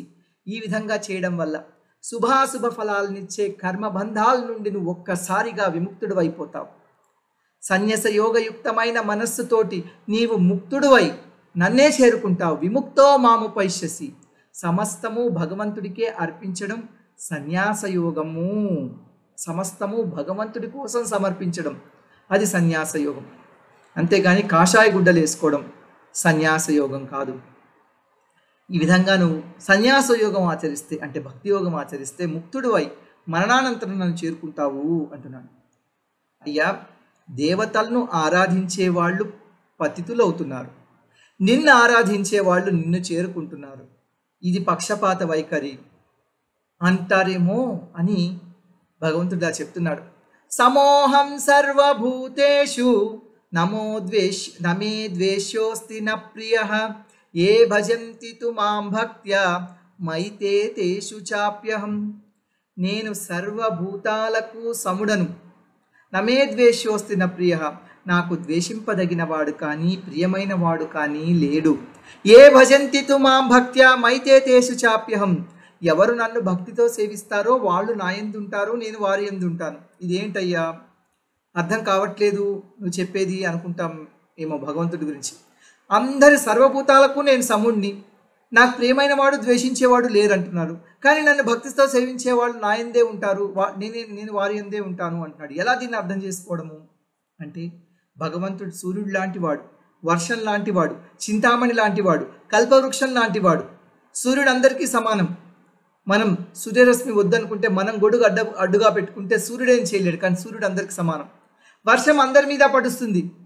మనం నెత్తి మీద గుడ్డేసుకొని లేకపోతే గొడుగు పెట్టుకొని వర్షం పడకుండా ఆపుకుంటే మన మీద వర్షంలో మనం తడం, కానీ వర్షం సమానమే అందరికీ. చింతామణి మనం కోరుకున్నది ఇస్తుంది. భక్తులు భగవంతుని కోరుకుంటారు కాబట్టి భగవంతుడు వాళ్ళని చేరుకుంటాడు. అభక్తులు భగవంతుని కోరుకోరు కాబట్టి భగవంతుడు వాళ్ళని దూరంగా పెడతాడు. భగవంతుడు చింతామణి లాంటివాడు. ఏం కావాలంటే అది ఇస్తాడు.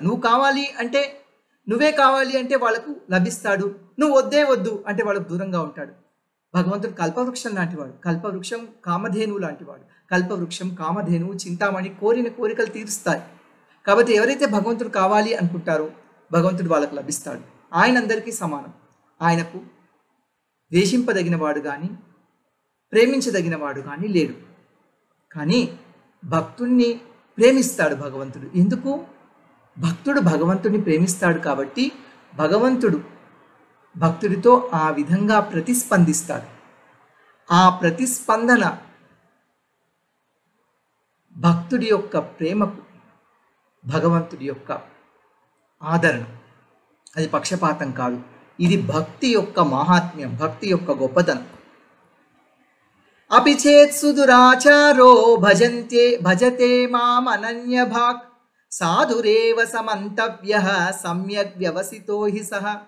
ఎంతో దుర్మార్గుడైన, ఎంతో దురాచారవంతుడైన అన్యుల్ని భజింపక నన్నే భజిస్తే అతడు సత్పురుషుడుగానే పరిగణింపబడతాడు. ఎందుకంటే నన్నే సేవించాలి, భజించాలన్న అతని సంకల్పం ఎంతో ఉత్తమమైనది అని భగవంతుడు చెప్తున్నాడు. చూడండి, ఈ చాప్టర్, ఈ అధ్యాయం అన్నిటికంటే రహస్యమైంది అనుకున్నాం కదా. అన్నిట్లో రహస్యాతి రహస్యాల్లో ఇదొక రహస్యం. ఎవరైతే ఎంత దుర్మార్గుడైనా కానీ వాళ్ళు నన్ను సేవిస్తే వాళ్ళు సత్పురుషులుగా పరిగణింపబడతారు అంటున్నాడు భగవాన్. మరి శాస్త్రం ఏం చెప్తుంది? దురాచారాలను వదలనివాడు, కోపస్వభావుడు, అసమహితుడు, ప్రశాంతమైన మనస్సు లేని వ్యక్తి పరమాత్మను పొందజాలుడని ఉపనిషత్తులు చెప్తున్నాయి కదా.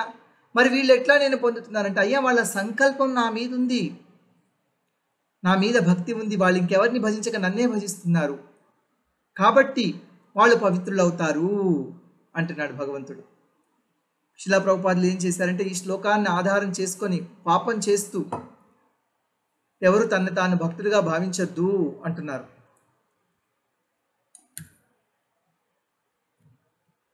భక్తి ద్వారా తన నైజాన్ని, శీలాన్ని వృద్ధిపరచుకోపోతే అతడు ఉత్తమ భక్తుడు కాదని శిలా ప్రభుపాదుల వారు వ్యాఖ్యానించారు. దురాచారవంతుణ్ణి సత్పురుషుడిగా ఎలా భావించాలి అంటే, క్షిప్రం భవతి ధర్మాత్మ శశ్వచ్ఛాంతిం నిగచ్చతి కౌంతేయ ప్రతిజానీహి నమే భక్త ప్రణశ్యతి. అలాంటి దురాచారవంతుడు కూడా అతి శీఘ్రంగా ధర్మాత్మునిగా మారి శాశ్వతమైన శాంతిని పొందుతాడు. ఓ కౌంతేయ, నువ్వు ప్రతిజ్ఞ చేయము, నా భక్తుడు ఎన్నటికీ నశించడే. ఇదేమిటి? భగవంతుడు అర్జునుడిని ప్రతిజ్ఞ చేయమంటున్నాడు, తనే చేయొచ్చు కదా అంటే తను కూడా చేశాడు అర్జునుడికి చెప్పినప్పుడు ఒక చోట, సత్యం తే ప్రతిజాని ప్రియోస్మి అని భగవద్గీతలోనే. కానీ ఇప్పుడు లోకానికి అందరికీ ప్రతిజ్ఞ చేయడానికి అర్జునుడిని చేయమంటున్నాడు. ఎందుకు? ఒక్కొక్కసారి భగవంతుడు తను చేసిన ప్రతిజ్ఞాన్ని తనే భంగం చేశాడట. నేను యుద్ధంలో ఆయుధం పట్టను అని భీష్ముడికి చెప్పి, ఎప్పుడైతే భీష్ముడు అర్జునుని చంపాలని ప్రయత్నిస్తున్నాడో అప్పుడు భగవంతుడు అర్జునుని రక్షించడానికి, భీష్ముడిని మెప్పించడానికి ఆయుధం పట్టుకున్నాడట. అందుకని ఒక్కొక్కసారి తన ప్రతిజ్ఞను తానే నెరవేర్చలేడు. కాబట్టి అర్జున, నా భక్తులు ఎప్పుడు వాళ్ళు చెప్పిన మాట తప్పరు కాబట్టి నువ్వు ఇలా ప్రతిజ్ఞ చెయ్యి అని చెప్పాడట. అంతేకాదు, మాం హి పార్థ వ్యపాశ్రిత్య ఏపి స్యు పాపయోనయః శ్రియో వైశ్యస్తథా శూద్ర తేపి యాంతి పరాంగతిం. ఓ పార్థ, స్త్రీలు, వైశ్యులు, శూద్రులు, పాపజన్ములు కూడా నన్ను ఆశ్రయించినట్లయితే సర్వోత్తమైన గతిని పొందుతారు.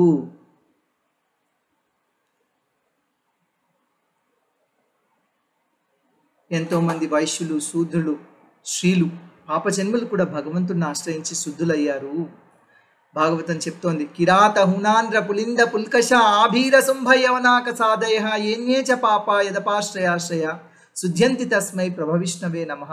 కిరాతులు, హూనులు, ఆంధ్రులు, పులిందులు, పుల్కషులు, ఆభీరులు, శంభులు, యవనులు, కసాదయులు అందరూ కూడా ఎవరిని ఆశ్రయించి శుద్ధులవుతున్నారో అటువంటి ప్రభవిష్ణు భగవంతుడిని నేను నమస్కరిస్తున్నాను అని. నన్ను సేవించి పాపజన్ములే పరమగతిని పొందితే పుణ్యాత్ములు పొందరా? కిం పునర్బ్రాహ్మణా పుణ్య భక్తా రాజర్షయస్తథా అనిత్యమశుకం లోకం ఇమం ప్రాప్య భజస్వ మాం.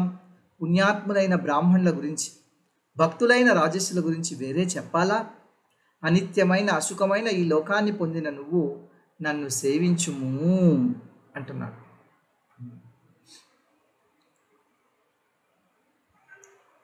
స్త్రీలు, వైశ్యులు, శూద్రులే నన్ను పొందితే గొప్ప బ్రాహ్మణుల గురించి, రాజస్సుల గురించి ఇంకా చెప్పాలా?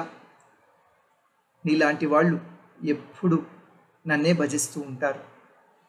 కాబట్టి ఈ లోకంలో ఉన్న జనులందరూ కూడా నన్ను సేవించడమే కర్తవ్యము.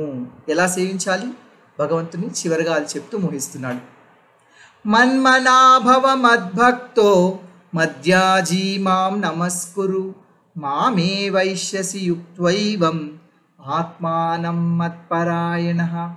మనస్సు నా మీదే లగ్నం చేయు. మన్మనాభవ, మద్భక్తో భవ, నా భక్తుడు అవము అంటే నా శ్రవణ కీర్తనాలు చేయము అని. మద్యాజి, నన్నే పూజించుము. మాం నమస్కురు, నాకు నమస్కరించుము. మామే వైశ్యసి యుక్త్వైవం ఆత్మానం మత్పరాయణ. ఈ విధంగా నువ్వు చిత్తాన్ని నా పట్ల సుస్థిరం చేసుకుంటే నీవు నన్నే పొందుతావు. ఈ శ్లోకం భగవద్గీతలో 2 సార్లు చెప్పబడింది. ఇది భగవద్గీత యొక్క సారాంశం. ఇది రహస్యాల కంటే ఉత్తమమైన రహస్యం, సర్వగుహ్యతము. ఈ అధ్యాయంలో భగవంతుడు కీర్తన ప్రధానంగా నవవిధ భక్తిని చెప్పాడు. నన్ను కీర్తించు, యుద్ధం చేయము అనేది ఈ అధ్యాయం యొక్క సారాంశం. సతతం కీర్తయంతో మాం అని చెప్పాడు భగవంతుడు. ఇది రహస్యమైన అధ్యాయం. ఎందుకంటే ఎప్పుడు చూడండి, రహస్యమైనది మనం ఏం చేస్తాము? రహస్యమైన పత్రాలు, మన ఇంట్లో ఉన్న విలువైన బంగారం మనం బీరువాలో పెట్టి దాచుకుంటాం.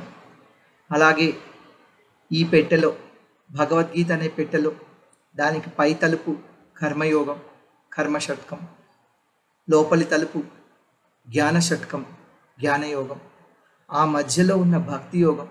ఆ భక్తి యోగంలో కూడా ఈ 9వ అధ్యాయం మధ్యయోగం. కాబట్టి ఇది అన్నిటికంటే విలువైనది, అన్నిటికంటే రహస్యమైనది. గీతా సారాంశం, గీతా సందేశం భగవంతుడు ఈ ఒక్క శ్లోకం ద్వారా ఇస్తున్నాడు. మీ ఆనందం కోసం ఇప్పుడు మనందరం కలిసి ఆ అన్నమయ్య సంకీర్తనం ఒక్కసారి ఆలకిద్దాం. తర్వాత ఎవరికైనా ఏమైనా ప్రశ్నలు ఉంటే అడగవచ్చు. హరే కృష్ణ.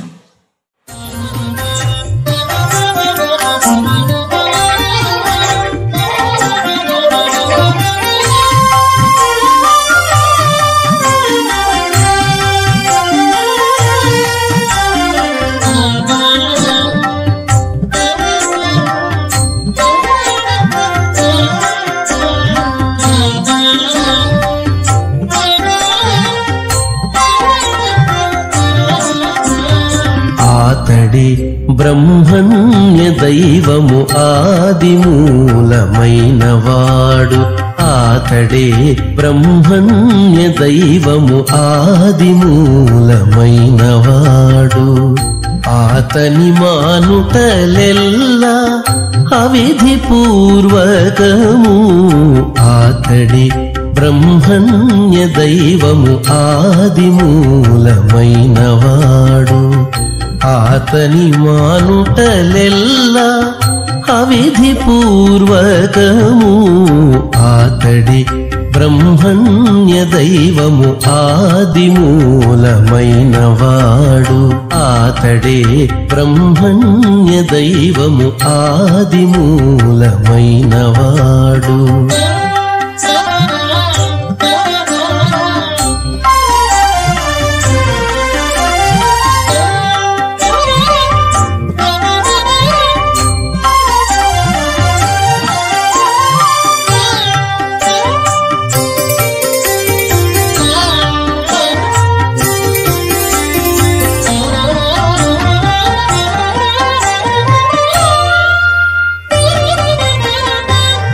యౌవని పేర పిలుతురు ఇలా పుట్టిన జీవులా, యౌవని పేర పిలుతురు ఇలా పుట్టిన జీవులా, నవ్వుచు మాస నక్షత్ర నామములా, యౌవని పేర పిలుతురు ఇలా పుట్టిన జీవులా, నవ్వుచు మాస నక్షత్ర నామములా.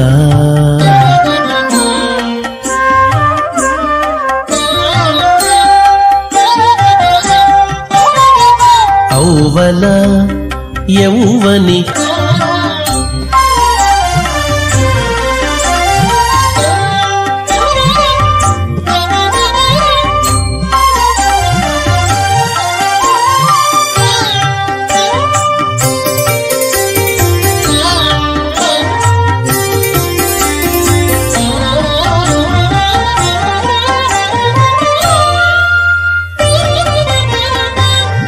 అత్సమే దేవుని నారాయణ నామమే గతి, అత్సమే దేవుని నారాయణ నామమే గతి, సచ్చేటి వారికి సన్యాసము వారికి, అత్సమే దేవుని నారాయణ నామమే గతి, సచ్చేటి వారికి సన్యాసము వారికి.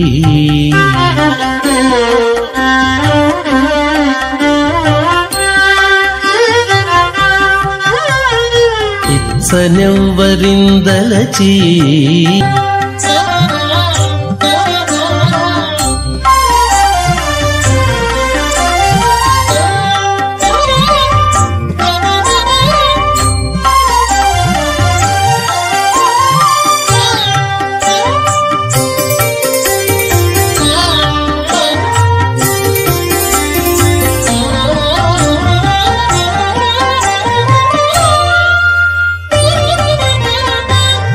నారదుడు తలచేటి నామమది యౌవనిది, నారదుడు తలచేటి నామమది యౌవనిది, గౌరీ నుడిగేటి నామకథ ఏడది, నారదుడు తలచేటి నామమది యౌవనిది, గౌరీ నుడిగేటి నామకథ ఏడది.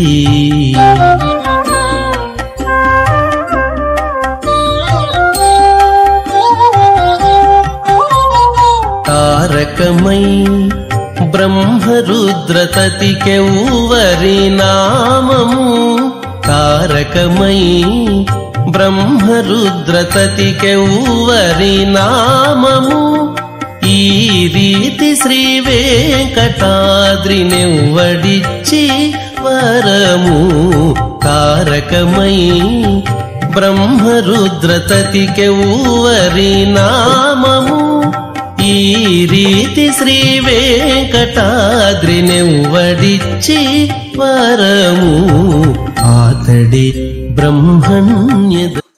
హరే కృష్ణ. ఇప్పుడు ఎవరికైనా ప్రశ్నలు ఉంటే అడగచ్చు.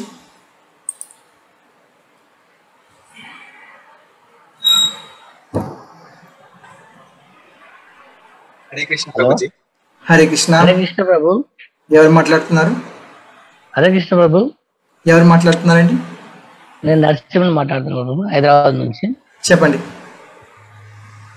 నాకు చిన్న డౌట్ ప్రభు. చెప్పండి. ఇప్పుడు మనకు పితృదేవతలు ఉంటారు కదా ప్రభు, ఉంటారు. వాళ్ళ కర్మలు అనేది మనకేమైనా ఎఫెక్ట్ అవుతుందా? మనం చేసుకునే కర్మలు వాళ్ళకి ఎఫెక్ట్ అవుతాయి, కానీ వాళ్ళు అక్కడ చేసే కర్మలు మనకి ఎఫెక్ట్ అవ్వవు. కర్మ భూలోకంలోనే ఉంటుంది. వాళ్ళు పుణ్యం చేసుకుంటే ఊర్ధ్వలోకాలకు వెళ్ళారు, పాపం చేసుకుంటే నరకలోకానికి వెళ్తారు. ఇంకా అక్కడ వాళ్ళు చేసే కర్మలు మనకేం ఎఫెక్ట్ అవ్వవు. కానీ మనం ఇక్కడ చేసే పుణ్య పాపాల బట్టి వాళ్ళకు పిండదానం మనం చేస్తే వాళ్ళకు సద్గతి లభిస్తుంది. అది చేయకపోతే వాళ్ళు దుర్గతి పొందుతారు. ఇంకోటి ప్రభు, ఉమ్, ఇప్పుడు నేను భక్తి చేస్తున్నాను, ఉమ్, మళ్ళీ మా కొడుకు కొంచెం భక్తి చేయడు, ఉమ్. అతనికి నా భక్తి అతనికి ఏమన్నా వర్తిస్తుందా? మీ భక్తి ఎవరికి వర్తించదు, కానీ అందరికీ వర్తిస్తుంది. మనం ఇంకొకళ్ళ కోసం ప్రార్థిస్తే, మనం భక్తులం కాబట్టి భగవంతుడు మన ప్రార్థనను స్వీకరించి వాళ్ళను ఉద్ధరించవచ్చు. కానీ కేవలం పుణ్యంలాగా భక్తిని మనం ధారపోయలేం. అదే. భగవంతుడు అతని ఇష్టం, ఎందుకంటే అన్నీ ఇస్తాడు కానీ భక్తి అందరికీ ఇవ్వడు భగవంతుడు. కాబట్టి భగవంతుడి పట్ల విముఖుడికి భక్తిని ఇచ్చే శక్తి మనకు లేకపోవచ్చు. కానీ మహాత్ముల సాంగత్యం ఎప్పుడైతే వాళ్ళకు దొరుకుతుందో అటువంటి వాళ్ళకి భక్తి కలిగే అవకాశం ఉంటుంది. కాబట్టి ప్రతిరోజు భగవంతుడి యొక్క ప్రసాదం ఇవ్వండి మీ కుటుంబ సభ్యులకు, వాళ్ళు కూడా మీలాగే మంచి భక్తులు అవుతారు. హరే కృష్ణ ప్రభు. హరే కృష్ణ. చెప్పండి మహేందర్ రెడ్డి అండి, బెంగళూరు నుంచి. చెప్పండి మహేందర్ రెడ్డి గారు. నాకు ఒక చిన్న డౌట్ అండి. ఇందాక మీరు రాధాకృష్ణులు అని చెప్పారు కదా, మనం ఇప్పుడు ఏ టెంపుల్కి వెళ్ళినా కానీ మనం రాధాకృష్ణులను పూజిస్తాము. కాకపోతే వారు రుక్మిణి గారు, సత్యభామ గారు కూడా వాళ్ళ పర్యామణులు. సో రాధాకృష్ణులకు మాత్రమే మనం ఎందుకు పూజిస్తాము? ఒక డౌట్ నాకు. రుక్మిణి సత్యభామలతో కూడా కృష్ణుని పూజించవచ్చు. మనం ఎప్పుడైనా అమ్మవారితో పాటు అయ్యవారిని సేవించాలి, అది మనం చెప్తున్నాము. రుక్మిణి సత్యభామలు కూడా కృష్ణుడి యొక్క అర్ధాంగులే, ఆయన యొక్క ఆంతరంగిక శక్తులే, వాళ్ళని పూజించవచ్చు, అందులో తప్పేం లేదు. కానీ ప్రత్యేకించి గౌడీయ వైష్ణవులు రాధారాణిని ఎందుకు పూజిస్తారు అంటే, ఈ సమస్తమైన మహాలక్ష్ములందరికీ, రుక్మిణి సత్యభామతో పాటు సమస్తమైన మహాలక్ష్ములందరూ కూడా ఈ రాధారాణి యొక్క అంశలే. కాబట్టి ఆ శక్తులందరికీ మూల శక్తి అయిన రాధారాణిని పూజిస్తాము, అంతే తప్ప ఎవరినైనా అంటే రుక్మిణినైనా సత్యభామనైనా మనం కృష్ణుడితో పాటు ఆరాధించడంలో తప్పలేదు. మనం ఇంకా దక్షిణ భారతదేశంలో అనేక చోట్ల వేణుగోపాల స్వామి మందిరాలు చూస్తుంటాం. ఆ వేణుగోపాల స్వామి రుక్మిణి సత్యభామలతో కొలువై ఉంటాడు. ప్రతిరోజు ఉత్సవాలు, ప్రతి సంవత్సరం బ్రహ్మోత్సవాలు, నిత్య కళ్యాణం, పచ్చతోరణంలాగా అనేక మందిరాలు కనిపిస్తూ ఉంటాయి. భగవంతుడిని ఆ విధంగా ఆరాధించడం అది సనాతన ధర్మం, అందులో ఏ తప్పు లేదు. హరే కృష్ణ. హరే కృష్ణ ప్రభు, నేను తేజశ్రీ మాట్లాడుతున్నా రాంపల్లి నుంచి. చెప్పండి. అంటే నిన్న కృష్ణుడు చెప్పాడు కదా, మనం చనిపోయేటప్పుడు ఎవరి గురించి ఆలోచిస్తే చచ్చిపోతాం, వాళ్ళలాగా పుడతామని. అవునండి. ఒకవేళ మనం నిద్రలో చనిపోతే? నిద్రలో కూడా మనం ఏదో ఒకటి కలగంటూ ఉంటాం కదా. మనం శరీరం నిద్రపోతుంది, మనస్సు ఎప్పుడు నిద్రపోదు కదా. మనస్సు ఎప్పుడు కూడా ఏదో ఒకటి ఆలోచిస్తూనే ఉంటుంది. మనం దేని గురించి అయితే ఆలోచిస్తూ ఉంటామో ఆ నిద్రలో కూడా అనేక మంది చూడండి, అనేక మంది వాళ్ళు అమెరికా వెళ్ళరు కానీ నిద్రపోతూ నిద్రలో కనగలుగుతారు అమెరికా వెళ్ళినట్టు. అలా ఏవేవో నిద్రలో మనకు తలపులు వస్తూ ఉంటాయి. కాబట్టి మన యొక్క సుప్తావస్థలో, మన యొక్క సుప్తావస్థలు ఏదైతే ఉందో మన యొక్క అంతఃకరణంలో, అటువంటి భావాన్ని మనం పొందుతాం. హలో, హరే కృష్ణ. హలో, చెప్పండి. ఎవరు? లక్ష్మణ్ మాట్లాడుతున్నా. ఎక్కడి నుంచి అండి? ఆలేరు నుండి. ఆలేరు నుంచి. చెప్పండి. అయితే ఇప్పుడు మన తప్పైతే కాదు కదా, మనమైతే సృష్టించుకోలే కదా. మనల్ని మనం సృష్టించుకోలేదు. అయితే ఇప్పుడు ఏమైందంటే, ఇప్పుడు భగవంతుడే మనం సృష్టించిండు. సృష్టించిన తర్వాత ఏం చేసినంటే, మనం ఇప్పుడు గత జన్మ ఉంటేనే మనకు పాప పుణ్యాలు ఉన్నాయి కదా. గత జన్మ ఉంటేనే పాప పుణ్యాలు ఉన్నాయి. పాప పుణ్యాలు ఉన్నాయి, అంతే కదా. అసలు మనము ఎందుకని పాప పుణ్యాలు పోయినాము? అసలు మనమైతే మనం సృష్టించుకోలేదు, భగవంతుడు సృష్టించుగా. అందులో ఎందుకు పంపించిండు మనని నాకు గది డౌట్ కొద్దిగా. భగవంతుడు మనల్ని సృష్టించలేదండి. భగవంతుడు ఏ విధంగా అయితే అనాథ పురుషుడో, ఆత్మకు కూడా అటువంటి చావు పుట్టుకలు లేవని మన 2వ అధ్యాయంలో భగవద్గీత మొదటి పాఠం అది. ఆత్మకు చావు పుట్టుకలు లేవు. ఏ విధంగా అయితే భగవంతుడు అనాది పురుషుడో, అదేవిధంగా ఆత్మ కూడా సనాతనమైనది, అనాది అయింది. మన యొక్క ఈ భౌతిక జన్మ మనకు భగవంతుడు సృష్టించలేదండి. మనం భగవంతుడి నుంచి దూరంగా ఉండాలని కోరుకున్నాం కాబట్టి భగవంతుడు ఈ ఏర్పాటు చేశాడు. మన పాపపుణ్యాలు మనం సంపాదించుకునేవే తప్ప వాటిని భగవంతుడికి ఆపాదించకూడదు.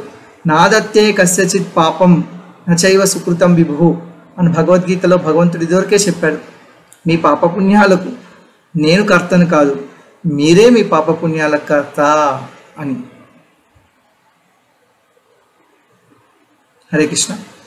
ఇంకెవరికైనా ఏమైనా ప్రశ్న? అభిలాష్ చెప్పమా. దేవుడు సంకల్పం ఉంది కానీ ఆసక్తి లేదన్నాడు కదా. భగవంతుడికి సంకల్పం ఉంది కానీ ఆసక్తి లేదు. సంకల్పం లేకుండా ఆసక్తి, ఆ సంకల్పం ఉంటే ఆసక్తి లేకుండా ఎలా ఉంటుంది అంటే, ఇప్పుడు నేను ఐఏఎస్ కావాలనుకుంటున్నాను, లేదంటే ఒక కొత్త పని చేయాలి, కొత్త వ్యక్తులను కలవాలి అనుకుంటున్నాను అంటే ఆసక్తి ఉన్నట్టే కదా. ఆసక్తి చూడండి, అక్కడ సంకల్పం అనేది ఆసక్తి అనే దానికి పర్యాయ పదంగా చెప్పలేదు. సంకల్పంతో అంటే కేవలం కోరుకోవడంతో, అంటే ప్రత్యక్షంగా సంపర్కం లేకుండా కేవలం నా ఇచ్ఛతోటే చేస్తాను అని భగవంతుడు చెప్పాడు.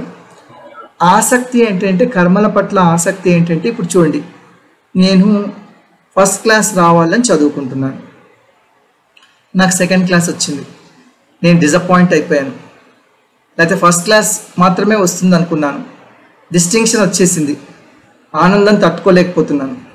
ఎప్పుడైతే మనకు కర్మల మీద విపరీతమైన ఆసక్తి ఉందో మనం ఆ కర్మలకు బద్దులం అవుతాం అన్నమాట. ఆ కర్మల యొక్క ఫలాల మీద కూడా ఆసక్తి కలుగుతుంది. కాబట్టి కర్మయోగం అంటే ఏమిటంటే, కర్మల మీద ఆసక్తి ఉండకూడదు, అనాసక్తి ఉండకూడదు. విద్యుక్త ధర్మంగా కర్మలు నిర్వర్తిస్తూ ఫలాపేక్ష లేకుండా చేస్తే అదే కర్మయోగం. భగవంతుడు అలా ఫలాపేక్ష లేకుండా తన కార్యాలన్నీ చేస్తాడు. అంటే తను ప్రత్యక్షంగా చేయకపోయినా తన ప్రకృతితో చేస్తాడు కాబట్టి తను సంకల్పించి, తన సంకల్పం వల్లే ప్రకృతి చేస్తుంది అనే అర్థంలో అక్కడ సంకల్పం చెప్పుకున్నాం మనం. అంతే తప్ప మన పూజాధికాల్లో చెప్పుకునే సంకల్పం కాదు అక్కడ. ఆ సంకల్పం ఆశ, ఆసక్తి. హరే కృష్ణ. అంటే గురుగారు ఇప్పుడు ఫలాలు లేకుండా కర్మ చేయాలి అనుకోవడం ఒక కర్మ అవుతుంది కదా. ఫలాలు లేకుండా కర్మ చేయంటే చేయడం ఒక కర్మే అవుతుంది కదా. ఫలాలు లేకుండా కర్మ చేయడం కూడా కర్మే అవుతుంది అంటున్నారా? అంటే ఫలాపేక్ష లేకుండా, అంటే ఇప్పుడు ఈ పని చేస్తున్నాను, ఫలాపేక్ష లేకుండా కర్మలు చేయాలి అని అనుకోవడం కూడా ఒక కర్మే అవుతుంది కదా. ఫలాపేక్ష లేకుండా కర్మలు చేయాలి అనుకోవడం కూడా ఒక కర్మే అవుతుంది కదా అనేది ప్రశ్న. మనము భగవదర్పితంగా కర్మలు చేయాలి. భగవదర్పితంగా అంటే భగవంతుడికి ప్రీతి కలిగించడం కోసం. ఎప్పుడైతే మనం మన కోసం కాకుండా భగవంతుడి కోసం అనుకుంటున్నామో ఆ కోరిక భౌతికమైనది కాదు, ఆ కోరిక ఆధ్యాత్మికమైనది. ఎందుకంటే భగవంతుడు నిత్యుడు, శాశ్వతుడు, భగవంతుడు ఆశ్రయప్రదాత. కాబట్టి భగవంతుడి కోసం చేసే కర్మ అది కర్మ కానే కాదు అని భగవంతుడే స్వయంగా చెప్పాడు. హరే కృష్ణ ప్రభుజీ. ఎవరు మాట్లాడుతున్నారండి? శ్రీదేవి అనకాపల్లి నుంచి మాట్లాడుతున్నారు. చెప్పండి శ్రీదేవి గారు. ఇప్పుడు అందరిలోని నేనున్నాను, అందరిలోని నేను లేను అని ప్రభు చెప్పారు. అందరిలో ఉన్నాను అనేది మనకి తెలుస్తుంది, స్వామి అందరిలో ఉన్నారు. అందరిలో లేను అనే దానికి ఏదైనా ఒక చిన్న ఉదాహరణ? అందరిలో లేను అంటే ఆయన నా స్వయం రూపంతో లేను అంటున్నాడు అనమాట. నా స్వయం రూపంతో నేను లేను అంటున్నాడు భగవంతుడు. అంటే దానికి ఏ విధంగా ఉదాహరణ చెప్పారు అంటే ఆచార్యులు, కుండలో నీళ్లున్నట్టుగా నేను లేను అన్నట్టు ఉదాహరణ చెప్పారనమాట. ఎలా ఉన్నాడు కానీ లేడు. ఏ విధంగా అయితే వాయువు ఆకాశంలో ఉన్న ఆకాశంతో కలవదు కదా, ఆ విధంగా భగవంతుడిలో భగవంతుడు ఆధీనంలో జీవులందరూ ఉన్నా, సర్వత్రా సంచరించే వాయువు లాంటి జీవులందరూ ఉన్నప్పటికీ కూడా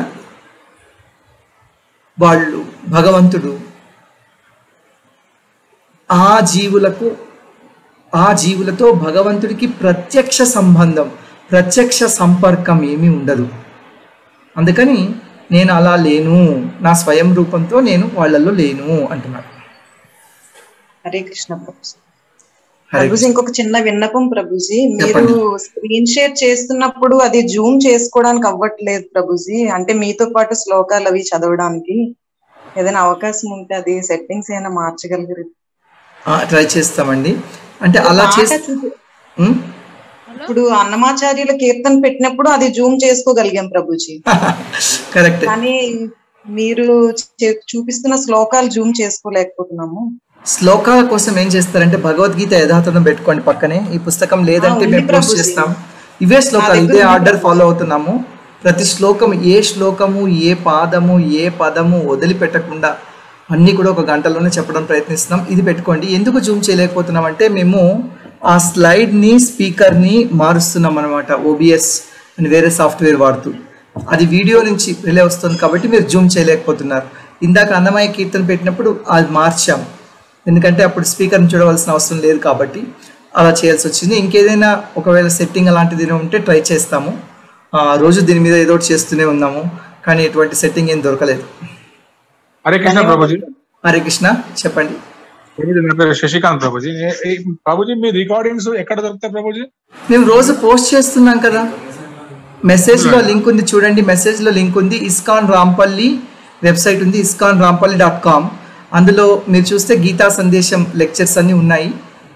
తర్వాత యూట్యూబ్లో కూడా మీరు ఇస్కాన్ రాంపల్లి అని వెతకండి, మా ఛానల్ ఉంది. దయచేసి ఆ ఛానల్ని సబ్స్క్రైబ్ చేయండి. మీకు ఈ లెక్చర్స్ నచ్చితే వాటిని లైక్ చేయండి, మిగతా వాళ్ళతో షేర్ చేయండి. దానివల్ల మనము ఏదైతే మనం చర్చిస్తున్నామో అనేక మందికి కూడా చేరే అవకాశం ఉంటుంది. అలాగే ప్రభు. హలో గురుగారు, నేను అఖిల్ మెట్పల్లి నుండి. అఖిల్ గారు చెప్పండి. గురుగారు, ఇది మీరు ఒకసారి మీ వీడియో ఎనేబుల్ చేస్తారా? అంటే నేను టెర్రస్ మీద ఉన్నాను, కంప్లీట్ చీకటి ఉంటుంది ఇక్కడ. Okay okay, no problem. కింద నెట్ రాదని పైననే ఉండి వింటాను అనమాట. ఓకే. యా, అంటే యాక్చువల్లీ ఇప్పుడు మనము దేవుడు అందులో ఉంటాడు ఇందులో ఉంటాడు అని మనము ఫస్ట్ అనుకున్నాం కదా, మరి ఇప్పుడు ఉండను అని అంటే దాని ఇంటెన్షన్ మొత్తంగా అర్థం కాలేదు నాకు. ఆయన చూడండి, బ్రహ్మముగా, నిరాకార బ్రహ్మముగా, రూపం లేని బ్రహ్మముగా అంతటా వ్యాపించి ఉన్నాడు. పరమాత్మగా అందరి హృదయాల్లో ఉన్నాడు. భగవంతుడిగా తన లోకంలో ఆనందంగా తన ఆంతరంగిక సేవకులతోటి సేవించబడుతున్నాడు. అంటే హృదయంలో ఉన్నది పరమాత్మ, అది కూడా భగవంతుడి రూపమే. నిరాకార బ్రహ్మముగా అంతటా వ్యాపించినది ఆయన బ్రహ్మమంటారు. ఈ మూడు కూడా భగవంతుడి యొక్క మూడు రకాల తత్వాలే. వీళ్ళని ఎలా అర్థం చేసుకోవాలి అంటే శిలా ప్రభుపాదుల వారు ఒక ఉదాహరణగా చెప్పారు. చూడండి, సూర్యకిరణాలు, సూర్యమండలము, సూర్యుడు, ఈ ముగ్గురు ఒకటేనా? ఒకటే. మనకు ఎండలోకి వచ్చినప్పుడు ఎప్పుడైతే సూర్యకిరణాలు తగులుతాయో చాలా తీవ్రంగా ఉన్నాడు సూర్యుడు అనుకుంటాం, కానీ మనకు సూర్యుడు తగలట్లేదు, సూర్యమండలం కూడా తగలట్లేదు, సూర్యకిరణాలు తగులుతున్నాయి. ఆ సూర్యకిరణాలు లాంటి వాడు, ఆ సూర్యకిరణాలు లాంటిది బ్రహ్మం అన్నమాట, భగవంతుడి యొక్క అంతటా వ్యాపించిన రూపం. ఆ సూర్యమండలం లాంటిది ఒక ప్రదేశంలో ఉన్న ఆ సూర్యమండలం లాంటివాడు పరమాత్మ. ఆ తర్వాత ఆ సూర్యమండలంలో స్థితుడైన సూర్యనారాయణుడు భగవంతుడు అన్నమాట. వీళ్ళు ముగ్గురు ఒకటే. నేను అందరిలో పరమాత్మగా ఉన్నాడు భగవంతుడు, కానీ ఆయన స్వయం రూపంతో, ఆయన విభుజ రూపంతో ఆయన గోలోకంలో గోపికలతో విహరిస్తున్నాడు. నా స్వయం రూపంతో నేను ఇక్కడ లేను. చూడండి, మోడీ గారు ప్రధానమంత్రి, ఆయన బిల్డింగ్లో ఆయన కూర్చొని ఉన్నాడు, కానీ ఆయన ఆజ్ఞతోటి పాలించబడే అన్ని రాష్ట్రాల్లో కూడా ఆయన చెప్పిన ఆదేశాలు జరగబడుతున్నాయి అన్నమాట. ఆయన స్వయంగా లేడు, కానీ ఇవాళ లాక్డౌన్ అంటే ఇవాళ లాక్డౌన్. అలాగే భగవంతుడి యొక్క ప్రకృతి ఆధీనంలో మనం అందరం ఉన్నాం. అంటే భగవంతుడి ఆధీనంలోనే ఉన్నాం, కానీ ప్రత్యక్షంగా కాదు, మధ్యలో ప్రకృతి ఉంది మనం మధ్యలో ఎట్లాగా వేరే వేరే చీఫ్ మినిస్టర్స్ వేరే వేరే కలెక్టర్స్ వాళ్ళందరూ ఉన్నారు అట్లాగనమాట. ఆయన స్వయంగా లేడు కానీ స్వయంగా ఉన్నాడు ఆ విధంగా. అర్థమైందండి. అండ్ ఇంకోటి ఇది గోపికలది అన్నారు కదా, చాలా మంది అంటారు అంటే ఆయన 16,000 మంది గోపికలతో ఉన్నారు అంటే ఆయన ఎట్లా దేవుడు అవుతాడు, ఇలాంటి క్వశ్చన్స్ నేను బయట విన్నా. వాటికి ఆన్సర్ ఎలా చెప్పాలి కొంచెం ఎక్స్ప్లెయిన్ చేస్తారా? 16,000 మంది గోపికలతో ఉన్నాడు కాబట్టి ఈయనెట్లా దేవుడు అనుకోవాలి అని అంటే నేను విన్నది. ఐ మీన్ అంటే వాళ్ళకి నేను ఆన్సర్ ఎలా ఇవ్వాలి అలాంటి క్వశ్చన్స్ వచ్చినప్పుడు అని. 16,000 మంది గోపికలు కాదు, ఇంకా అనేక మంది ఉన్నారు. కృష్ణుడికి 16,108 మంది భార్యలు ఉన్నారు. గోపికలు ఇంకా చాలా ఎక్కువ మంది ఉన్నారు బృందావనంలో. ఎలా చెప్పుకోవాలి, ఎలా అర్థం చేసుకోవాలి అంటే ఒకసారి శిల ప్రభుపాదుల వారిని ఎవరో అడిగారు, వేరే వాళ్ళ భార్యలతోటి కృష్ణుడి విధంగా నృత్యం చేస్తున్నాడు కదండి, అది తప్పు కదండి అని ఎవరో ప్రభుపాదుల వారిని అడిగారు. ప్రభుపాదుల వారు దానికి ఇలా జవాబు చెప్పారు, అయ్యా కృష్ణుడు దేవాది దేవుడు, ఆయన ఒక్కడే పురుషుడు, మిగతా వాళ్ళంతా ప్రకృతి. మనం ఆడైనా మగ అయినా మనందరం కూడా భగవంతుడి యొక్క ప్రకృతి, అంటే భగవంతుడి చేత అనుభవించబడవలసిన వాళ్ళం. కాబట్టి ఈ ప్రకృతి అంతా, ప్రకృతిలో ఉన్న జీవులందరూ భగవంతుడి యొక్క సొంత మనుషులైతే నీవు ఎవరో ఒక ఆవిడ్ని పెళ్లి చేసుకొని నా భార్య అంటూ భగవంతుడి యొక్క ప్రకృతితోటి నువ్వే నాట్యం చేస్తున్నావు కదా ప్రతిరోజు, అది తప్పు కదా అన్నారు శిల ప్రభుపాదుల వారు. అర్థమైంది కదా? ప్రతి ఒక్కళ్ళు భగవంతుడి యొక్క మనిషి అయితే వాళ్ళతో ఆయన నాట్యం చేసినా, గానం చేసినా, వాళ్ళని పట్టుకున్నా, కౌగలించుకున్నా, ముద్దు పెట్టుకున్నా, ఏం చేసినా తప్పు కాదు. మనందరం భగవంతుడి వాళ్ళు. మనము భగవంతుడేదో తప్పు చేస్తున్నాడు అనుకుంటున్నాం, నిజంగా మనం భగవంతుడి యొక్క భౌతిక ప్రకృతిని మనం అనుభవించడానికి ప్రయత్నిస్తున్నాం. నా భార్య, నా పిల్లలు, నా అమ్మ, నా నాన్న, నా బాయ్ ఫ్రెండ్, నా గర్ల్ ఫ్రెండ్ అనుకుంటాం. కానీ నిజానికి మన అందరం కూడా భగవంతుడికి చెందిన వాళ్ళం. భగవంతుడు చేసేది తప్పు కాదు, మనం చేసేది తప్పు. ఎందుకంటే మనము భౌతికంగా వీళ్ళందరూ నా వాళ్ళు అనుకుంటున్నాం, కానీ నిజమైన అవగాహన ఏమిటి? వీళ్ళందరూ కూడా భగవంతుడి యొక్క మనుషులు, వీళ్ళందరూ భగవంతుడి యొక్క సేవకులు. నేను భగవంతుడిని సేవించడం కోసం, అందుకే భార్య అన్నారు, ధర్మపత్నిని స్వీకరిస్తాం. ధర్మేచ అర్థేచ కామేచ అంతవరకే తెలుసుకుంటారు జనాలు.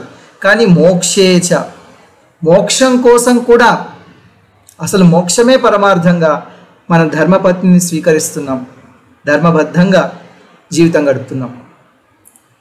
భగవంతుడు ఎందుకు అలా చేస్తున్నాడు? నిజంగా ఎవరైతే గోపికలను మనం చెప్పుకుంటున్నామో వీళ్ళల్లో అనేక మంది దండకారణ్యంలో పూర్వజన్మలో రామావతారంలో భగవంతుడు అవతరించినప్పుడు వీళ్ళందరూ ఆ దండకారణ్యంలో మునులు.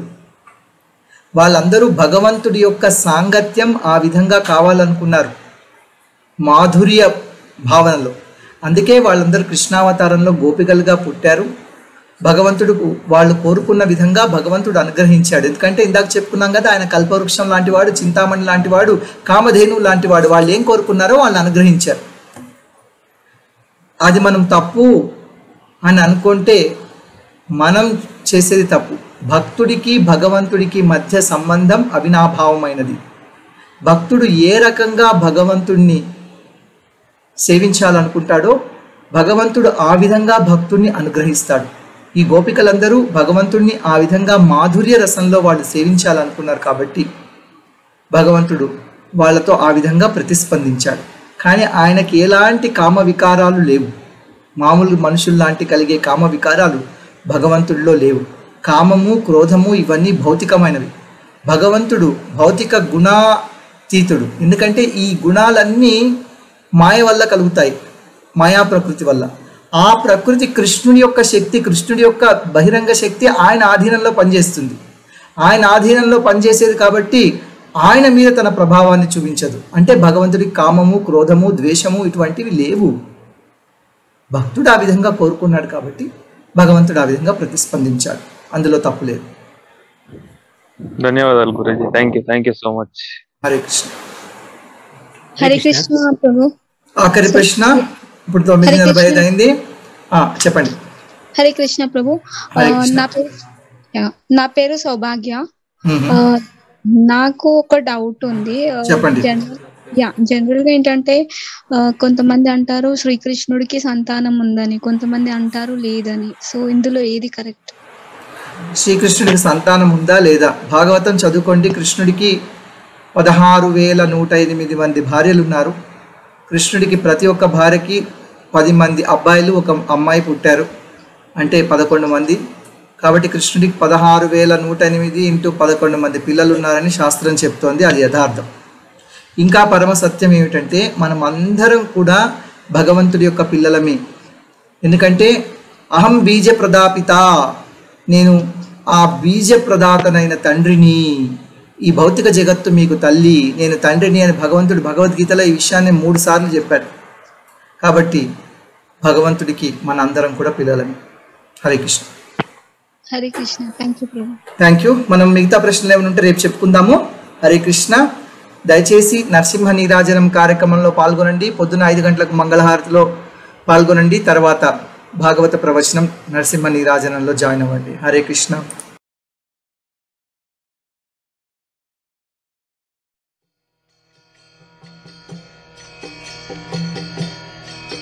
Hare Krishna, Krishna Krishna